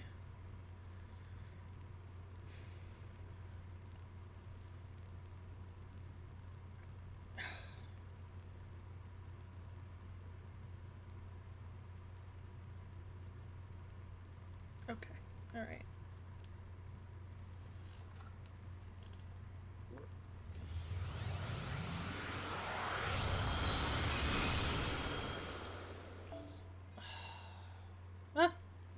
Odysseus has been up to... Oh my god, finally.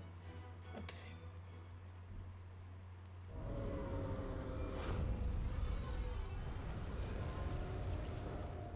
Heian-kyo.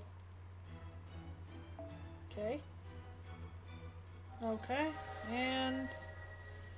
Fey Roundtable Domain, Avalon LaFay.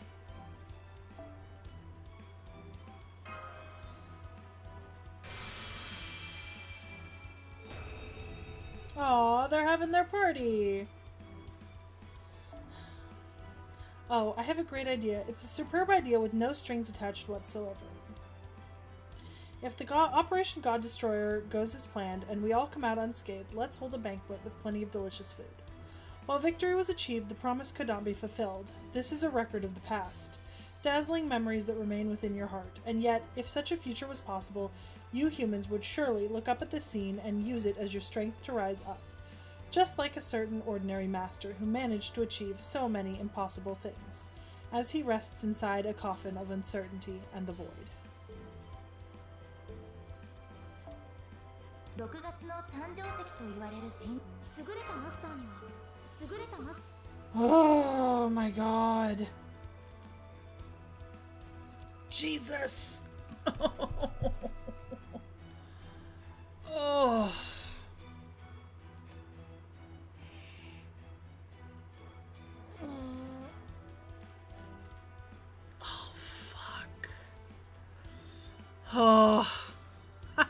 had to be done with Olympus. You know, little do you guys know that the amount of streams I had to finish that in was determined by the fact that I was too lazy to make more thumbnails, and I only made 8 to begin with. So I really had to finish it in 8 streams, or I'd have to go back and make more thumbnails. Which is a stupid reason, but it was very funny. You know?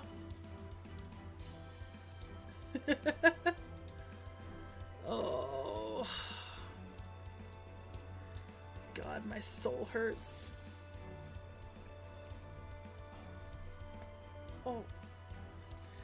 Every part of me aches right now. My ponytail is too tight. I've got a cramp in my back between my shoulder blades.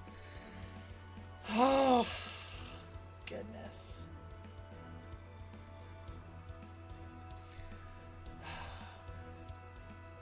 I don't know. What do you mean by initial thoughts? See, the thing is, we've already filmed the off the shelf for Atlantis, so, you know, now we have to film the one for Olympus. I think Nick Nack is busy right now, or he'd be hanging out in chat. Not that I have a ton of ability to check that, since I cannot currently check my... Oh, I wonder... I have an idea. Hold on. Let's see if I can do this really quickly. Okay.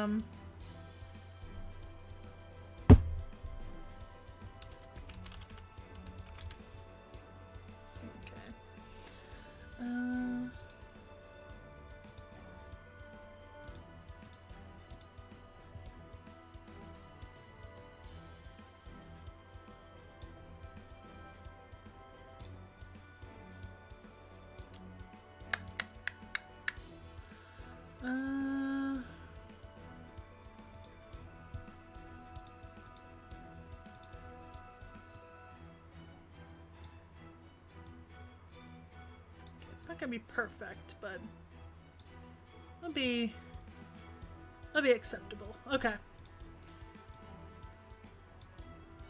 Alright, guys, you should be seeing just me, because that means I can... Oh my god. Jesus Christ.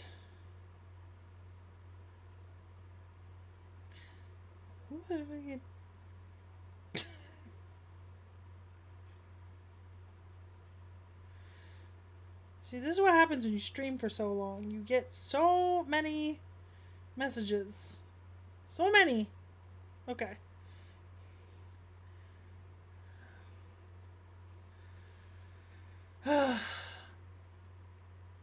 Wait, what about a Great Gatsby? No, I don't like the Great Gatsby. Absolutely not. I hate the Great Gatsby. That's a no. That's a hard no on many levels. Knick Knack, you're a dick. I can see this thumbnail.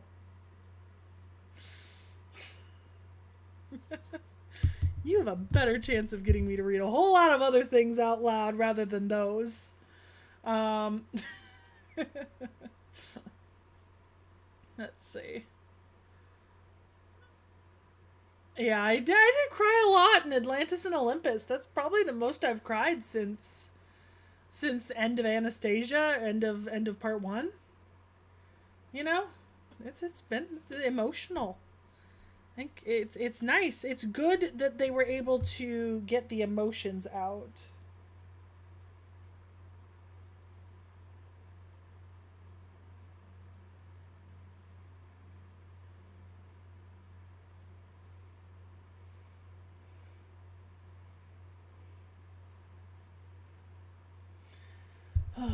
No, I'm also not reading Don Quixote out loud.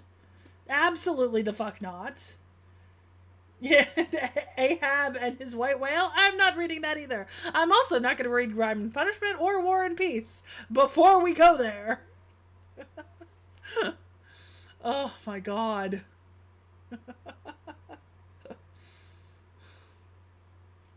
I'm more likely to read Dante's Inferno out loud on stream than I am to read anything else that you guys have suggested.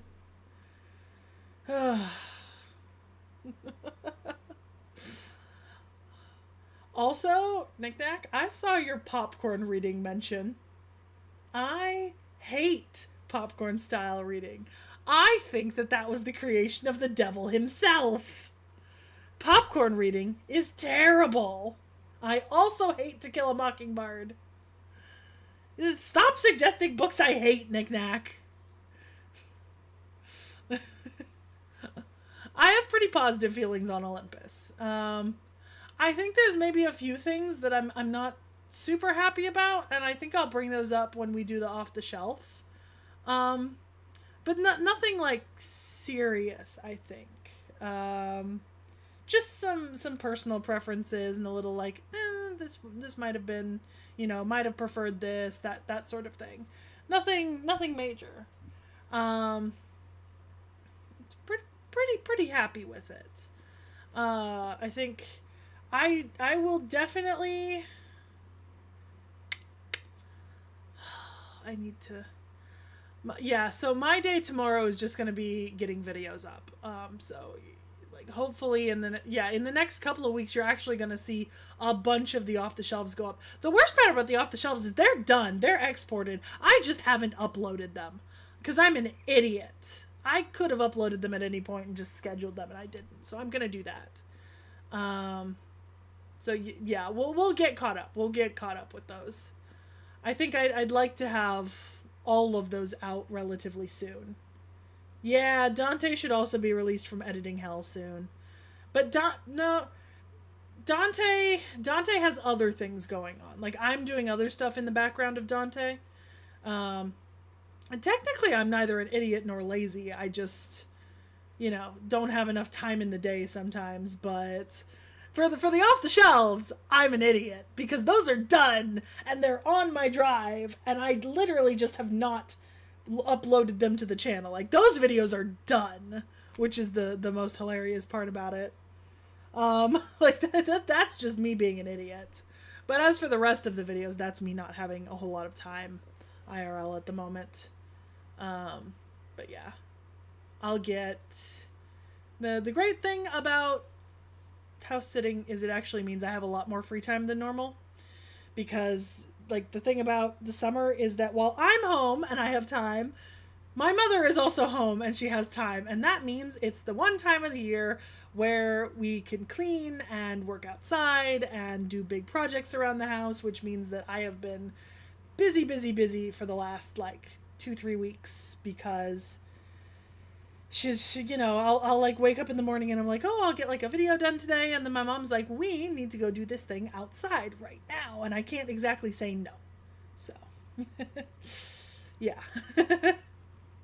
So great thing about house sitting is I have a week and a half free here, away from all of my responsibilities at home, and I can get all of those videos done, up and out. I have considered not sleeping to push out videos, but alas, I am no longer 17. While I still have insomnia, what little sleep I do get is unfortunately required by my body, as I have tried